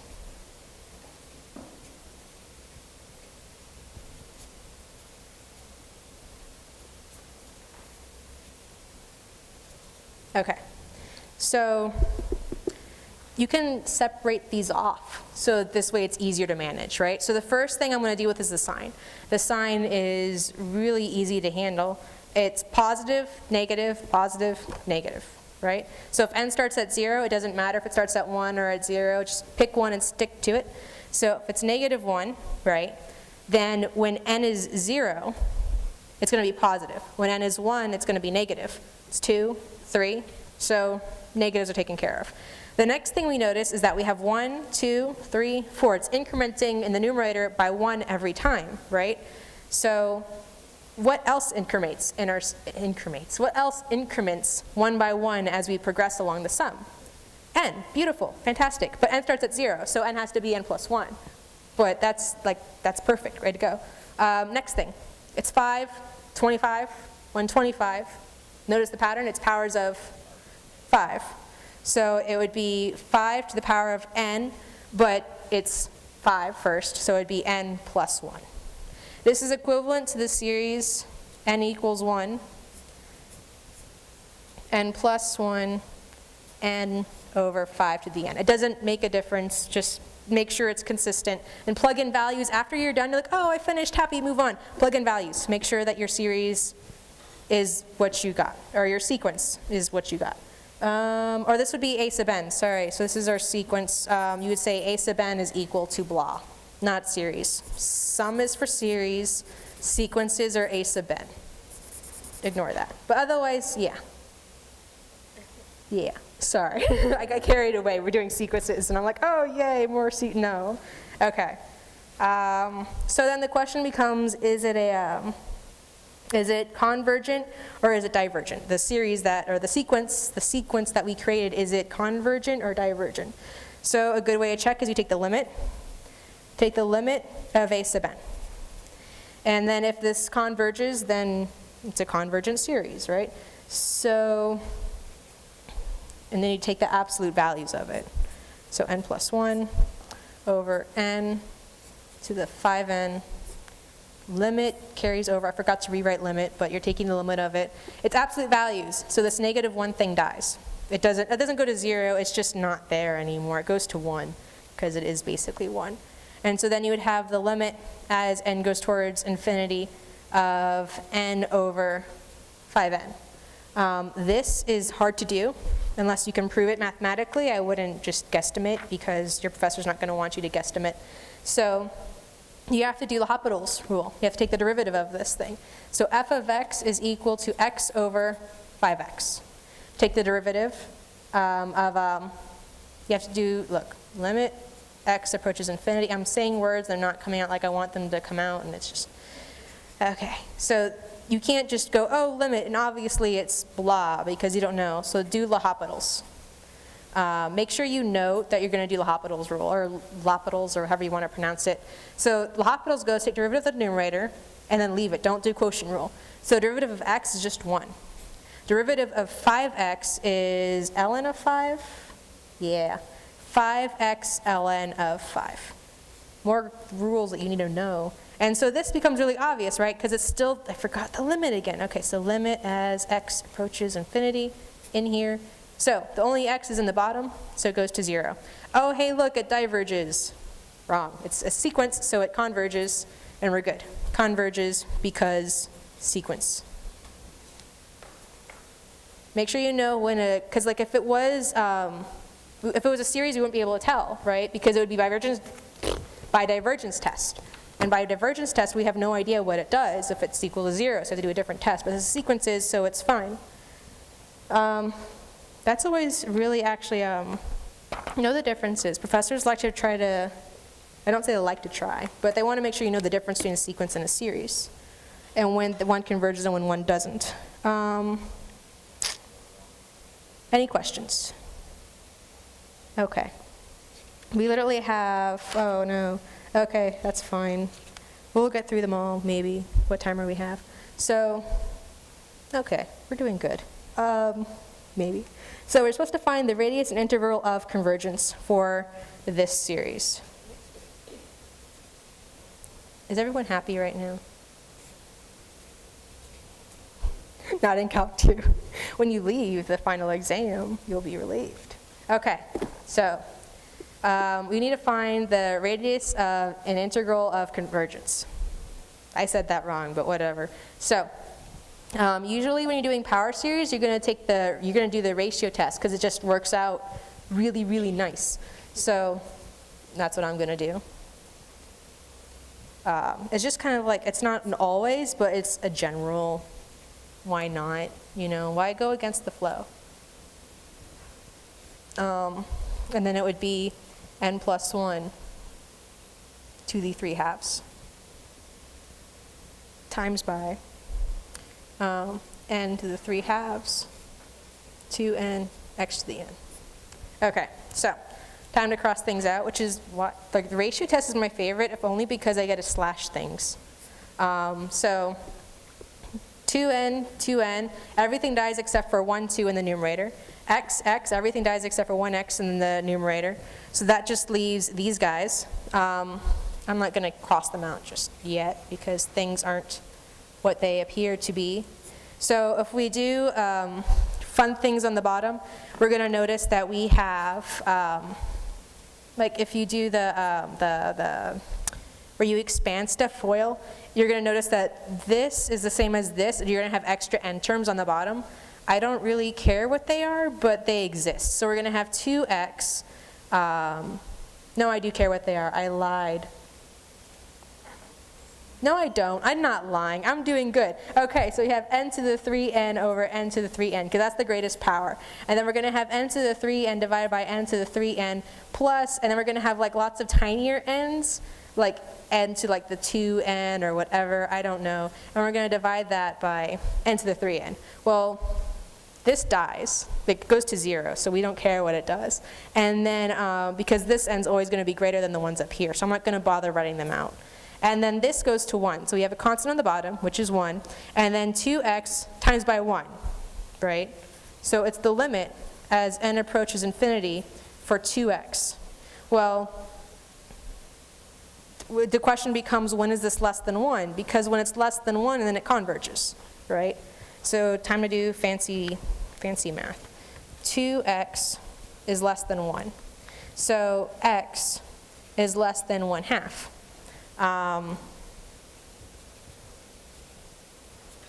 This is a true statement, a truth thing. The radius of convergence is the distance between here and here, which in this case is just 1/2. So the radius of convergence is equal to 1/2. The interval of convergence is something we need to find. We don't know if it's inclusive or exclusive of our bounds. So we need to plug that in and find. I'm sorry, I have all this stuff right here. Okay. Just like, that goes on the floor. Okay, so anyways, so we got to plug in our bounds and see if our series converges or, welcome by the way, oh, I forgot my train of thought. Anyways, we got to plug things in and see what happens. So, n equals 1. We know what x is, right? So 2 to the n over n to the root n. And then x, well, x we're going to pretend is, say, negative 1/2. To what power? N.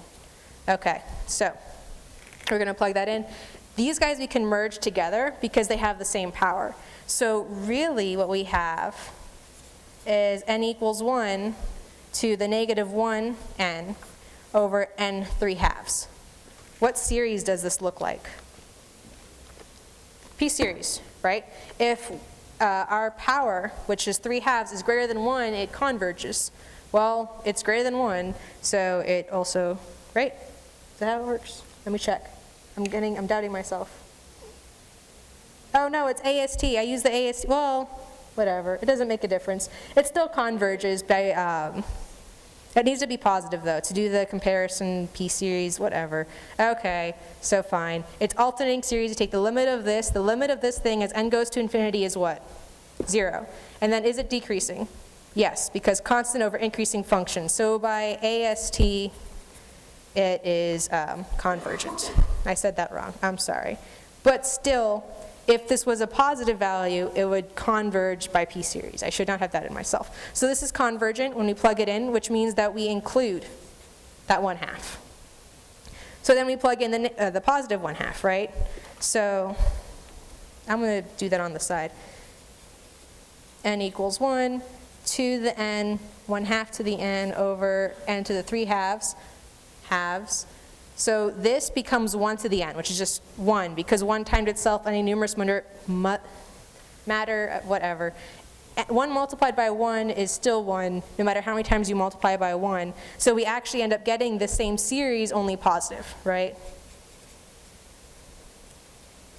This is what we'd have. And this converges by P series. This is what I was saying earlier. But anyways, so yeah, so we include both of them. So our interval of convergence is 1/2 negative to 1/2 positive, inclusive, and we're happy. Okay.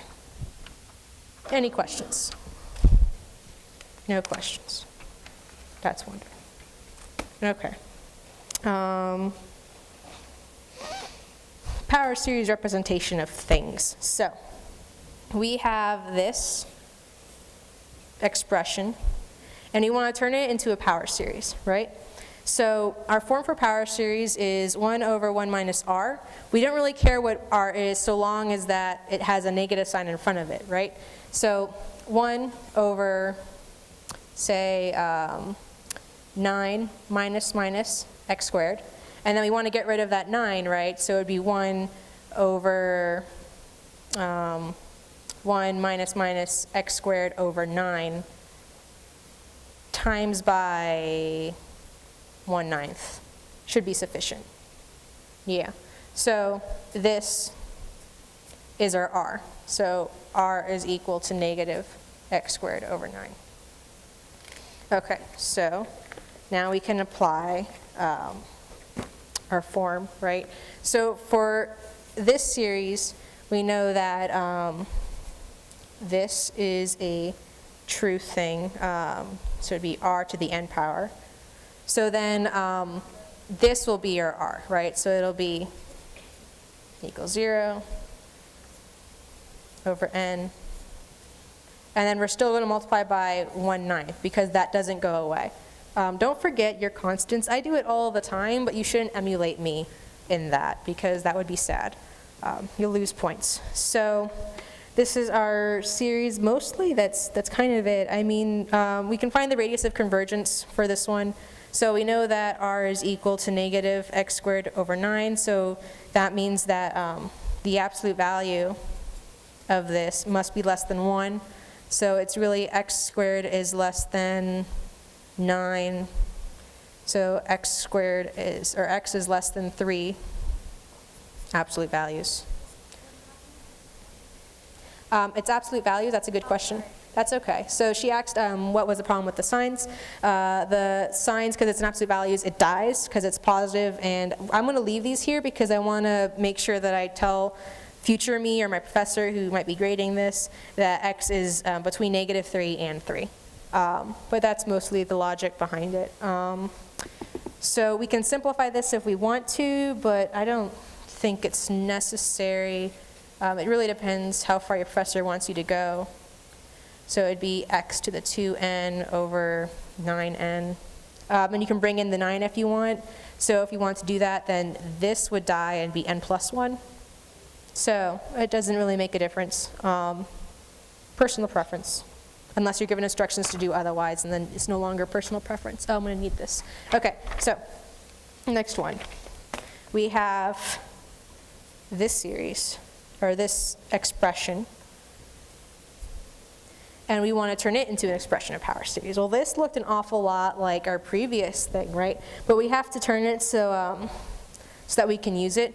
Also, there's a problem. This whole quantity down here is squared, which we can't deal with, so we have to take the integral of it. Integrals kill off the powers in the denominator. So, the integral of x to the this squared dx. And then you can do u sub. This is what your u is going to be equal to. Du is equal to 2x dx. So then you're going to get 1/2 1 over u squared du, which is equal to negative 1/2 u to the negative 1 plus c. But u is equal to 9 plus x squared, right? So it's equal to negative 1/2 1 over 9 plus x squared plus c. We can turn this into our series, right? We know what this is equal to because we just finished solving it. Look at this beautiful thing. So we're going to just plug in our series that we discovered for this. So it'll be equal to negative 1/2 times by the series n equals 0, negative 1n plus c, because that's still a thing. We can't really do too much to the 1/2, but that's okay. I'm going to put this down now. Okay, so now we took the integral before. We have to undo that because it's not the original expression. Whenever you do to one side, you have to do it to the other. It's the same kind of principle. So you have to take the derivative. So this is equal to negative 1/2 series, n equals 0, negative 1 to the power of n, 9 to the n plus 1. If you take the derivative, right, the constant goes away, so I'm not going to write it. And then you're going to subtract from 1 up top, and then you multiply by whatever your old expression was. So 2 to the power of n. Yeah. Okay. So Yeah. Okay, fantastic. So then you can simplify this. I don't think, basically you're just going to cancel it off and you're going to add a -1. So you would get n plus 1, because you're adding a negative. 9 plus 1, n to the, ta-da, any questions? And this would be our power series. No questions. Yes, absolutely. That is a wonderful question. I like that question. Okay.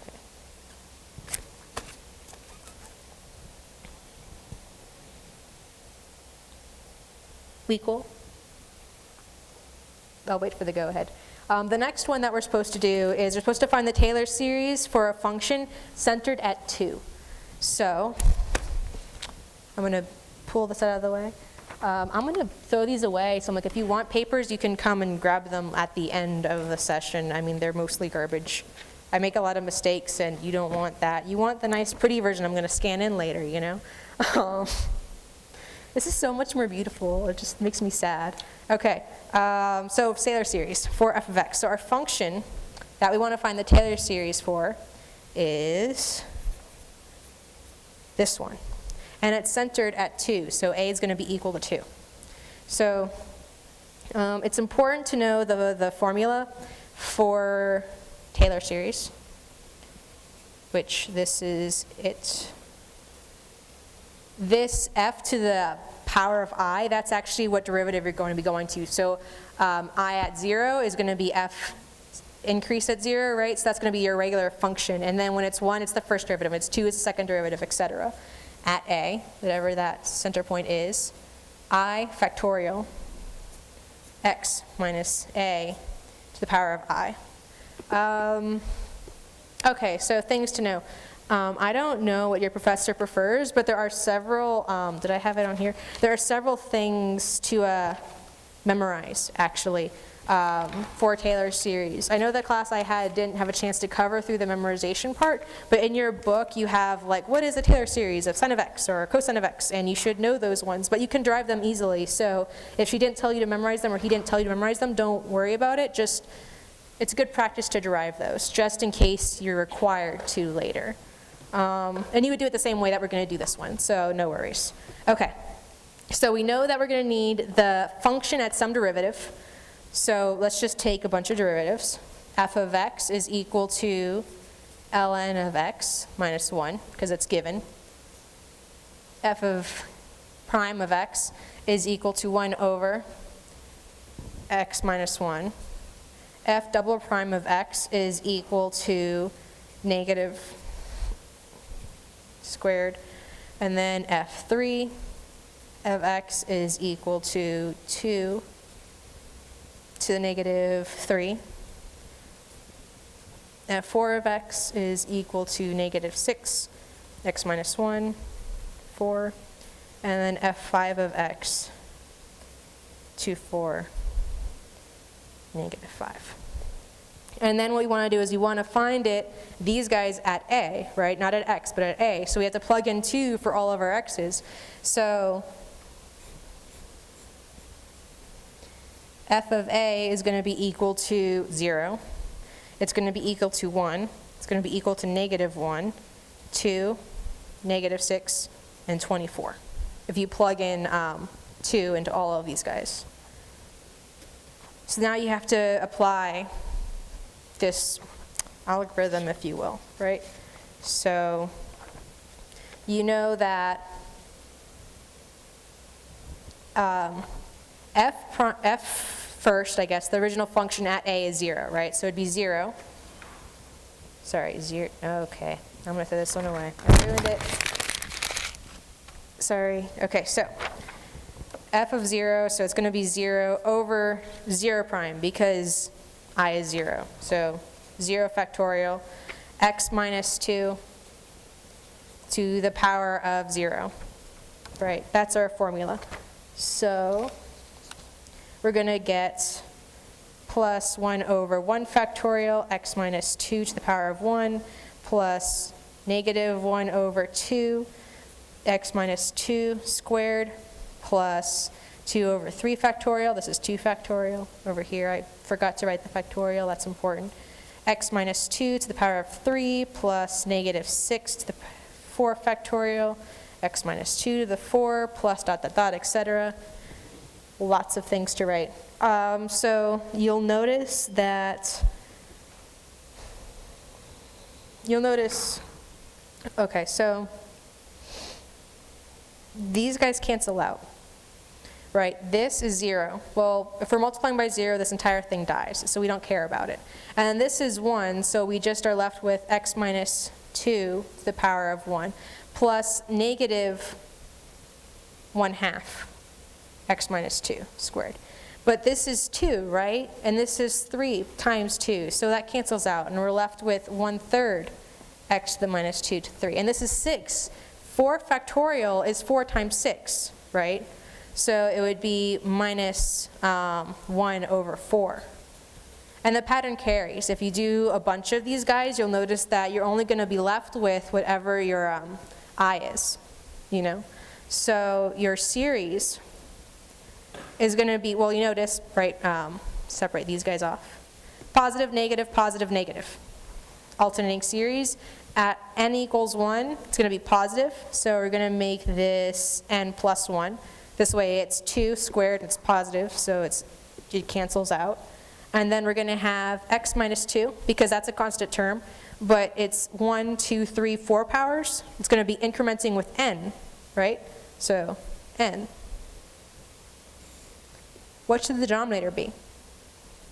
Also n, because it's incrementing the same way that our x minus 2 powers is going.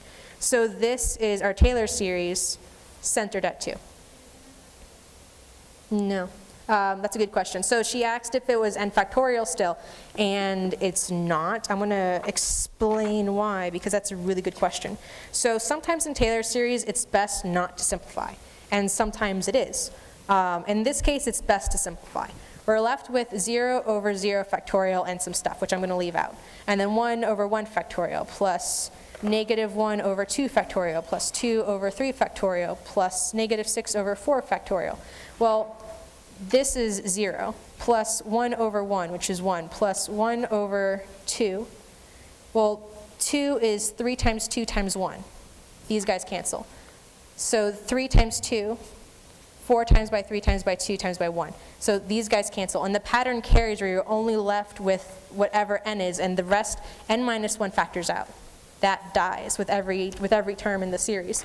So it would be n factorial, except for this really convenient thing, which makes it a lot easier to deal with.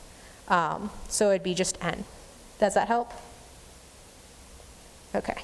Silence, so I'm going to take that as a yes. More stuff. Okay, so next one. Any other questions? No questions. Okay, so we are told to take, oops, next page. Okay, so problem 18. What time are we at? I must be courteous of timeliness. 5:13, we are good. Okay, so we have to take the Taylor, we're going to use the Taylor series to evaluate a really horrendous limit. So I'm going to turn it sideways because it's actually really long, and I'm using a Sharpie because none of my pens are thick enough. It's a good thing I carry Sharpies. Sine. This is the limit that we must take.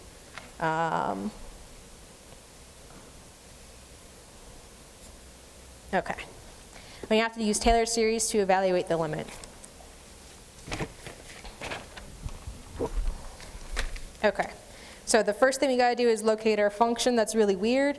Sine of 2x is messing everything up, so he needs to go away. We're going to use him. We're going to replace him with the Taylor's function and make it a lot easier to deal with.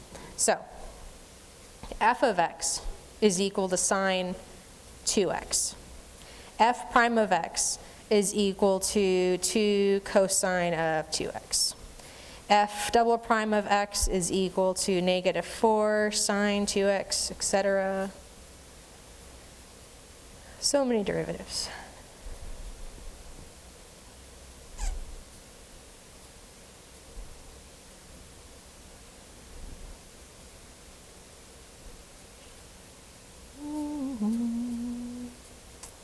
No worries, I'm not going to start singing. Okay. And then we have to evaluate it at the center, which it wasn't given a center, and so I should have said at 0. But anyways, you're going to evaluate the limit at 0, so we have to plug in 0 for all of our x's. So f of 0 at sine is going to be 0. This will be, well, cosine of 0 is 1, right? So anytime we have a cosine function, we're always going to get the coefficient. So we're going to get 2, -8, 32, and all of our sine functions are going to go away and die to 0. So f prime of 0 is equal to 2. f2 of 0 is going to be 0. f3 of 0 is going to be -8. f4 of 0 is going to be 16. f5 of 0 is going to, no, this is 0. I lied. And then 5 is 32. Awesome. Okay, so you would want to say with your professor that all even functions are 0, so you're going to exclude them because adding 0 is an exercise in futility. I'm going to put this up here because I can reference it later. Okay, so now we're going to use our formula to find to find the Taylor series, right? So it goes 0. Said I was going to ignore those, so ignore that. No, I'm not. I wanted to keep them for now because it helps me keep track of things. You can kill them off if you're good at it. I am not good at it. So I'm going to include it for now and then kill it off later because the factorials and my powers of x have to stay consistent, and I don't think I can do that and kill off the even ones. But you'll kill them off later. So this is going to be 0 plus -8 to the 3 factorial x to the 3 plus 0 plus 32 to the 5 factorial x to the 5, etc. So these dies because they're 0. And so we're left with 2x plus -8 over 6 x to the 3 plus 32 x5 factorial to the 5th. And then we're going to take this dot plus plus plus. This is our Taylor series, which we're going to take and plug back in to our limit here, which is fine. I'm not going to simplify it just yet. I guess I could. Do I want to do that? Yeah, okay, fine. So we're going to turn this into a Taylor series with the sigma notation. So it would be -1. It alternates, positive, negative, positive, negative. So it starts at positive, we're doing an n equals 0, so it's going to be n. And then x is every odd number, 1, 3, 5, 7, if we continued again, because all the even numbers are 0, right? So x is going to be equal to 2n plus 1. In math theory things, you learn that even numbers are equal to 2n and odd are usually equal to 2n plus 1. It's just how it works out. Memorize them if you don't know it intuitively, but it's definitely useful when you have alternating things or jumping over powers or whatever. And then you'll note that here we had 1 factorial, 3 factorial, 5 factorial. So we're going to have 2n plus 1 factorial. This is the other case where it's easier to look at the non-simplified version with the zeros killed off, of course, and be like, oh, I see what the pattern is because this is very obvious. Versus if you looked at here, you wouldn't really see a pattern. It looks like gibberish. So look at both and then determine from there which one you're going to use to find your Taylor series. So this.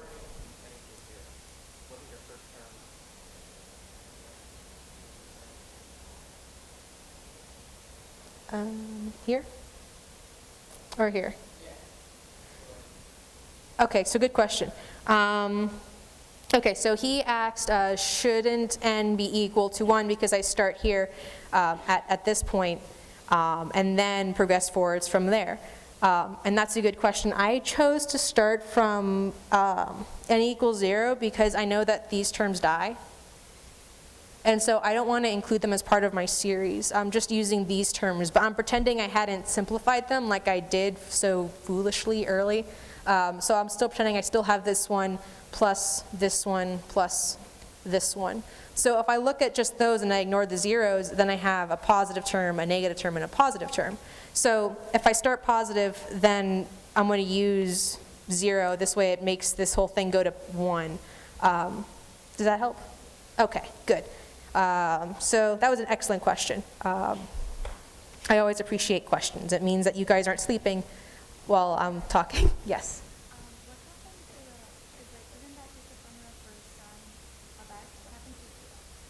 Good question.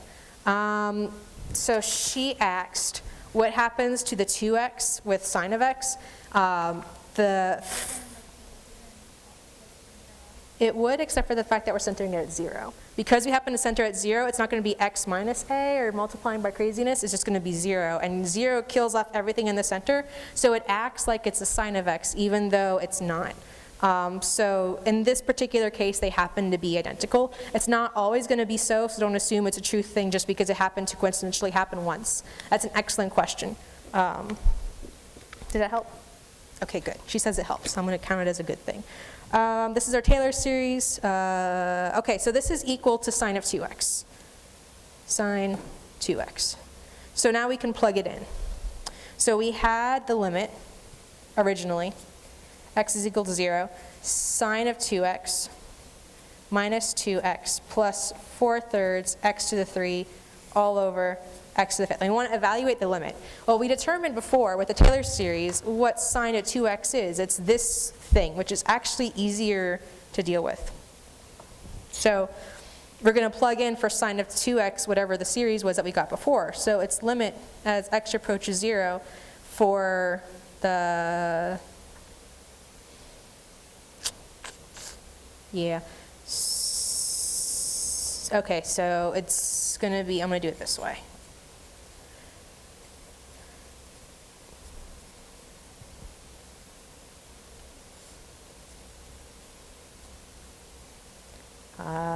Minus 2x. Okay, so you notice that I simplified it before. And I did this just because I want to evaluate the limit, and it's really hard to do so with all of this crazy going on. So I want to make it so that I can see what's going on. This form makes it hard to see what's going on. So I want to use this simplified version to know what's happening. So I'm going to rewrite this equation, but I'm going to write it with the dot, dot, dot notation.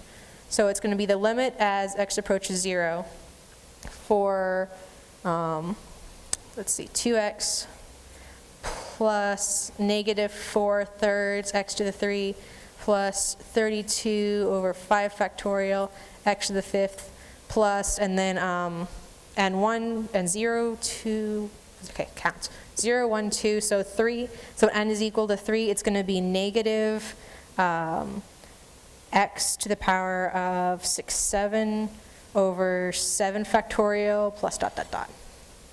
And then I didn't leave enough room for it, but these guys still exist down here as like addition things all over x to the 5. Well, you'll notice that this and this, they cancel each other out. And this also cancel each other out. So you're left with 32 x to the 5th over 5 factorial minus x to the 7th over 7. I lost 2 somewhere. What happened? Oh, it's 2 to the x. It's 2 to the x right here. In my sigma notation, I forgot about it. It's 2 to the power, because the 2's are being multiplied with it. I forgot about that. This is 2 to the 3rd power. This is 2 to the 5th power. 2 to the 1st power. It's also increasing with odd numbers, so we're going to include it in this n-1 oddness power raising thing that's happening. I forgot all about that. I'm sorry. So then it would be 2 to the power of 7th also. Yeah, so when you guys are doing the Taylor series, plug in points into your Taylor series after you're done and see if you get your original series. If you're not getting the same series, you did something wrong. Find out what it is. Obviously, you don't want to just leave it there. Plus dot, dot, dot, all over x to the 5th. Well, this is, if you plug in 0 for all of these guys, everything after x to the 7, including x to the 7, die and go to 0 because you're multiplying by 0 for every x that remains. This, you can use the, okay, there's two ways. You can either cite pre-calc and be, obviously, it's just the quotients, or you can divide. I'm going to divide because I've been making silly algebra mistakes and I want to avoid that. I want to avoid those. So it's going to be the limit as x approaches infinity for 3 to x to the 5th over x to the 5th 5 factorial minus 2 7 x to the 7 over x to the 5 7 factorial, dot, dot, dot. All over x to the 5th divided by x to the 5th, right? This is 1. These go to 1. These go to 0 because we end up with 2 x's left over. 2 x's. So 0 dies. So, and these guys cancel out, and these guys cancel out. So we're left with the limit as x approaches infinity for 32, 5 factorial over 1, but I'm not going to write that because that's silly. And then a lot of zeros, because we took the limit, so that doesn't exist anymore. So yeah, so the limit, let me write this. The limit, ooh, hold on one second. I'm gonna do some origami. Okay, the limit as sine 2x minus 2x plus 4/3 x to the 3 over x to the 5 is equal to this, because we took the limit up here. That was really long and complicated. Is everyone cool with what happened? Silence. I'm gonna take that as a yes. Okay. Any questions? Good question. You mean right here? So I made a mistake earlier, and I caught it, but that doesn't negate the mistake. So this is our Taylor series, right? This is what sine of 2x is equal to this sigma. So 2x is raised to the 2n plus 1 power. So if n is equal to 1, it's 3, 2, it's 5, etc. So 2 is only being multiplied or raised to a power. We're only going to have 2 to the some 2n plus 1. But the denominator is 2n plus 1 raised to some factorial. So when I evaluate, ooh, where'd it go? I lost it. Here we go. Paper 4. So when I evaluated my limit, right, I plugged in my series and I realized that 2x and this one, those guys cancel off and die with the sigma. So all I'm left with is the n equals 3 term all I'm left with, oh my gosh, okay, all I'm left with is the n equals 3 term and afterwards. I want to evaluate the limit though, so I divide top and bottom by x raised to the 5th power. This way it cancels out. So the only thing that remains is these two guys. This is 1 though. And this is 32 raised to the 5th factorial because that's what was left over from my sigma scalar series. Does that make sense? Okay, good. I'm sorry.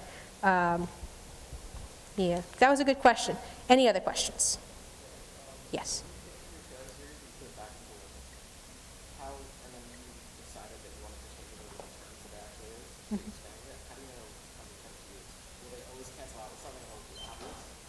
It won't always cancel out? That's a good question. So he's asking, I knew that these terms canceled out, and I decided I was going to expand it. So my response to that is that when you have this, you put it in your sigma notation to keep everything where it is so you don't lose stuff along the way, and then always expand it. And then hopefully things cross out. But if they don't, that's okay. Still divide it by x to the 5th, and it'll either go away on its own or be part of the problem that you have to manage. Okay, good. Excellent question. I appreciate that. Any other questions? Those were good ones. Silence. So I guess we're good. Okay. I picked this one because I thought it was going to be like really helpful to help you guys understand the usefulness behind Taylor series. It's really the whole point why people are, well, CS majors are forced to take calculus too. Okay, so the next one, what time is it? Okay, so it's 5:30. The session ends at 6 o'clock. So I'm gonna, before I progress forwards, is there anything in particular that you guys are like severely struggling with that you want me to like talk about or expand on, or if you have a problem or anything? It's okay if you don't. I just wanted to ask because I want to be the most use to you guys. No? Yes?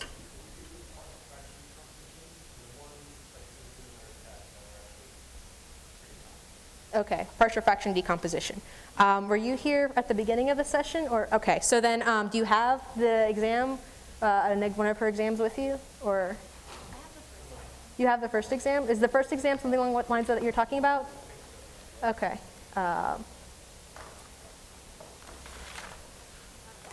That's okay. I won't put it up on the screen. I just want to see what the problem is. Oh no, I got. You did it good? Do you want to broadcast it? Okay. So which one's the problem? Oh, so sorry. I think it's that. Okay. So you guys can't see it. And tell me if this is what you're talking about.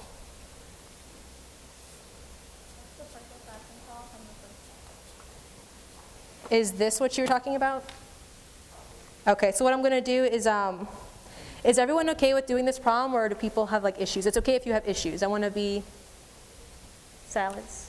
Okay, I'm assuming everyone's okay with it, so I'm just going to progress forwards. I'm not going to probably do the whole thing because that's a lot of algebra, but I'll definitely set it up this way. It's like really easy algebra from here on out. So, okay, things to note. Also, in case anyone is leaving or goes on later or whatever, I just wanted to tell you guys I really appreciate you guys being here. I do this to help you guys because I want you guys to learn to love calculus and math, and I do really appreciate you guys taking the time to come to sessions and for SI and for this one and just in general trying to learn the material. I'm really impressed by that. Okay, so partial fraction decomposition. We know that this is an integral that we want to integrate. So we're going to have, also for anyone who was recent, I'm going to post the answers to the practice test. This way you guys know how to do everything. There's one Taylor series I didn't do and the cardioid stuff. But I'll put up the how-tos. They're relatively informed because it was meant to guide me through it. So it'll be useful for you too. Okay, so this is not an irreducible quadratic. So when we do it, we're going to have, this is equal to a to the x minus 1 plus b to the x minus 2 squared. If you ever have the first thing, if it's x or x plus 2 or whatever, and the first power was not ax plus b, then every successive power will also not be, it'll be in the same form. It'll be a, c, whatever. The constants will stay the same. And then this is an irreducible quadratic. So it'll be cx plus d over x squared plus 1. And that's equal to this integral up here.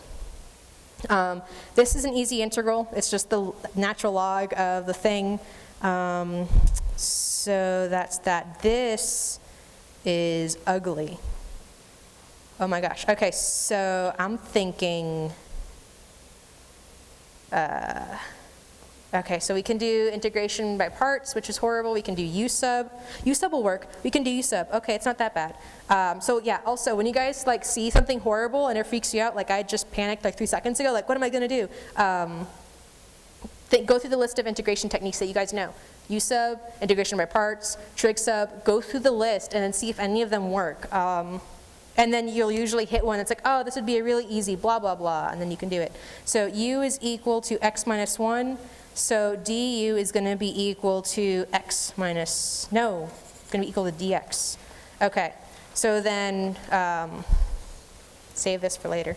So the integral b, x minus 1 squared dx is going to be equal to u squared b du, which is going to be equal to the integral of b u to the negative 2 u to the negative 2 du. You guys can obviously tell what I struggled with while I was taking calculus too.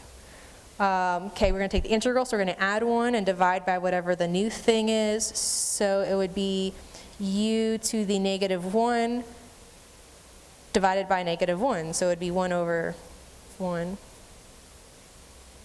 Yeah, okay. And then it would be plus c because it's currently indefinite.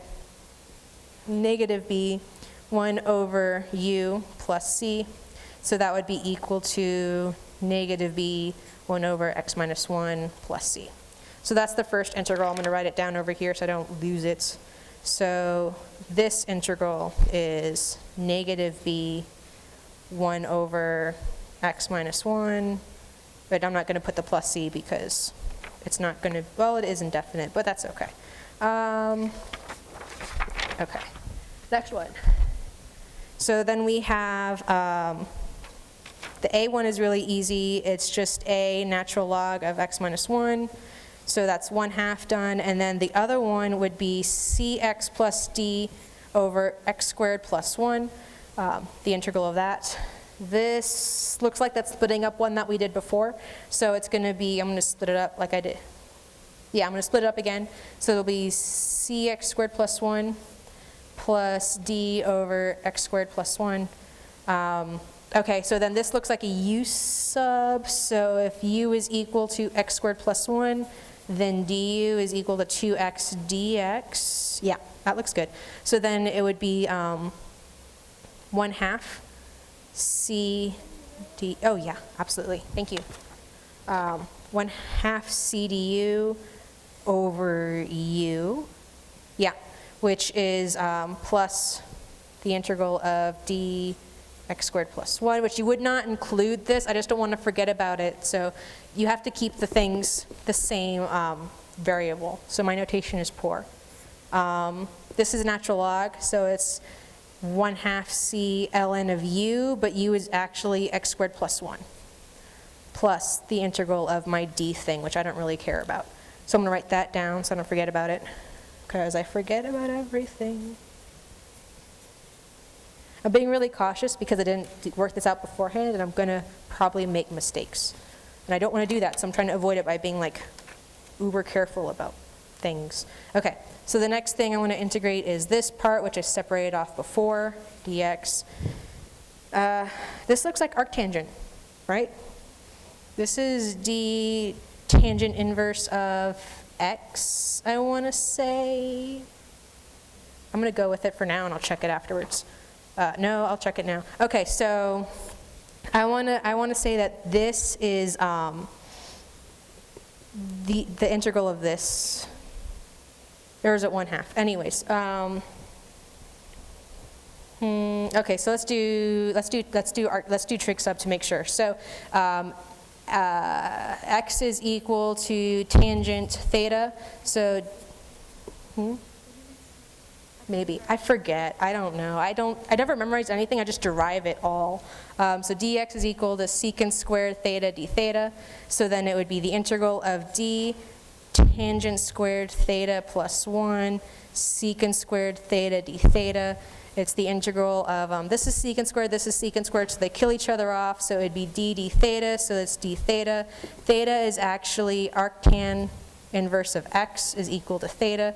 So d is equal to, oh no, okay, no. D theta is equal to d, yeah, we're good. Okay, I derived it, we're happy, this is cool. So I said no because I was doing funny math down here and it was wrong. Anyways, so I know that this is true.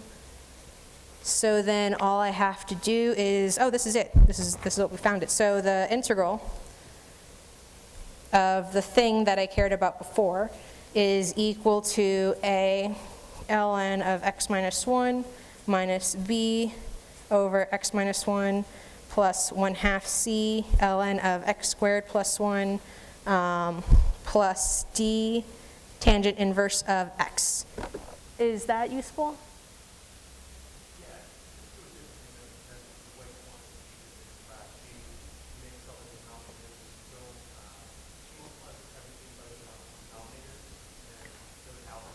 Okay. Are you lost totally? No, I'll learn your way. Okay. Do you like it better that way? No, I don't want to know. Is everything clear? Okay, cool. So this is basically our integral. We're pretty much done. Everything after this point is just to find what our constants are, a, b, c, and d. So this is when a lot of it, I like to find the integrals first because that's the bulk of the points. And then afterwards I'm like, okay, now I have time for constants. So I'm going to keep this. So I'm going to keep this also to the side. What time are we at? Okay, I still have time. So I know that 2x to the 3 minus x squared plus 1 is over x minus 1 squared, x squared plus 1, which is equal to, I discovered, a, x minus 1 plus b, x minus 1 squared plus cx plus d, x squared plus 1. Okay, so I want to find out what my constants are. So I'm going to multiply by the denominator to find out, maybe this is what she was talking about, what you're talking about. Multiply by the denominator on both sides to kill off these bottom guys, because they're getting in the way. So it would be a x minus 1, because this one kills off this partner here. It kills that one off, so I'm left with 1. And then this x squared plus 1. And then this kills off both of them, so I only have b to worry about and the irreducible quadratic. And then plus cx plus d, which is multiplied by what's left over. So this guy dies, so I just have x minus 1 squared left. Yeah. And so then I want to find out what they're all equal to. Does that work? Okay, so yeah, so I'm going to cheat because this is a lot of algebra and I don't want to play around with that too much. So if x is equal to 1, then it's 2 minus 1 plus 1, because I plug in 1 to each of these x's. And then this dies and goes to 0. So this whole thing dies. And then it's b 1 squared plus 1, which is just 1 plus 1, which is just 2. And then this also goes to 0. So 2 is equal to 2b. So 1 is equal to b. Can I do another one? If x is equal to 0, maybe. Yeah, I can do that one. So if x is equal to 0, then this is just 1, because these guys die. And then I'm left with a minus 1 plus 1 plus b times by 1, which is the same. C dies, so I'm just left with d, because this is 1 squared, but it's a negative 1, so it doesn't do much, and the c is gone, so it's just the d, so that one's there. So it's 1 is equal to negative a plus b plus d, but I know b is equal to 1. So 1 is equal to negative a plus 1 plus d. My 1's die, so it's negative a plus d. So I know that a is equal to d, which is a true statement, I guess. So then I know that b is equal to 1 and a is equal to d. So now I need to kind of do it the long way. I don't want to do it the long way. Okay, how about I pick, if x is equal to 2, no, I have to do it the long way. Okay, fine. So to do it the long way, you have to simplify. A times by a minus 1, a squared plus 1. So I have to plus bx squared plus b, and then it would be plus cx plus d, x squared minus 2x plus 1, because I'm simplifying this thing earlier. Okay, and then it would be, I have to go a times by x to the third minus x squared plus x minus 1 plus bx squared plus b plus, and then it would be cx cubed minus 2cx squared plus cx plus dx squared minus 2xd plus d, which is crazy. And then I have to find out, so I know that 2 is a cubed power. So, sorry. So, did I do something wrong? No. I don't know why you're laughing. It's not at me though, so I'm happy. So, this is good. I don't have any things here, plus cx to the 3. So I know that 2 is equal to a plus c. So 2 is equal to a plus c, which is a true statement. And then I have to know that negative 1 x squared, so it's equal to negative ax squared plus bx squared minus 2cx squared plus dx squared, all of this crazy. I know that b is equal to 1, so it would be negative 1 is equal to negative a plus 1 minus 2c plus d. I know that a is equal to d though, right, because of up here. So actually these guys cancel each other out. So I'm left with negative 2 is equal to negative 2c. So 1 is equal to c. If 1 is equal to c, then I know that a is equal to 1. And then I know that d is equal to 1 because a and d are equal. So that's all of my variables. Look at this. It's horrible. Okay. So then I know that, where is it? Where is it? Here we go. Okay, time to plug things in. Where'd it go? Okay, so we know that a is 1, so it's just the limit of x minus 1 minus b, which is still 1, so it'd be 1 over x minus 1 plus c, which is, all of these things are 1. So it's just 1/2 ln of x squared plus 1 plus tangent inverse of x, and we are done. Cool, cool? Cool. Okay. It is 5:46, so technically this is the point where I ask you guys to kindly pick up all your things and don't leave them here for people to pick up later. I also remind you again to, if you would be so kind, please use this wonderful link and tell Sark that you really like Study Union. Even if you didn't like my session, maybe you like the other ones, and that's okay. Just tell them what you thought, what things could be improved, what that would be more useful. What else? What else? Okay, so I will put up the answers for them all since I didn't get through 2 problems like I wanted to. Yeah. Thank you for coming. I really appreciate it. So, you're welcome. Golly. Okay. Turn this off.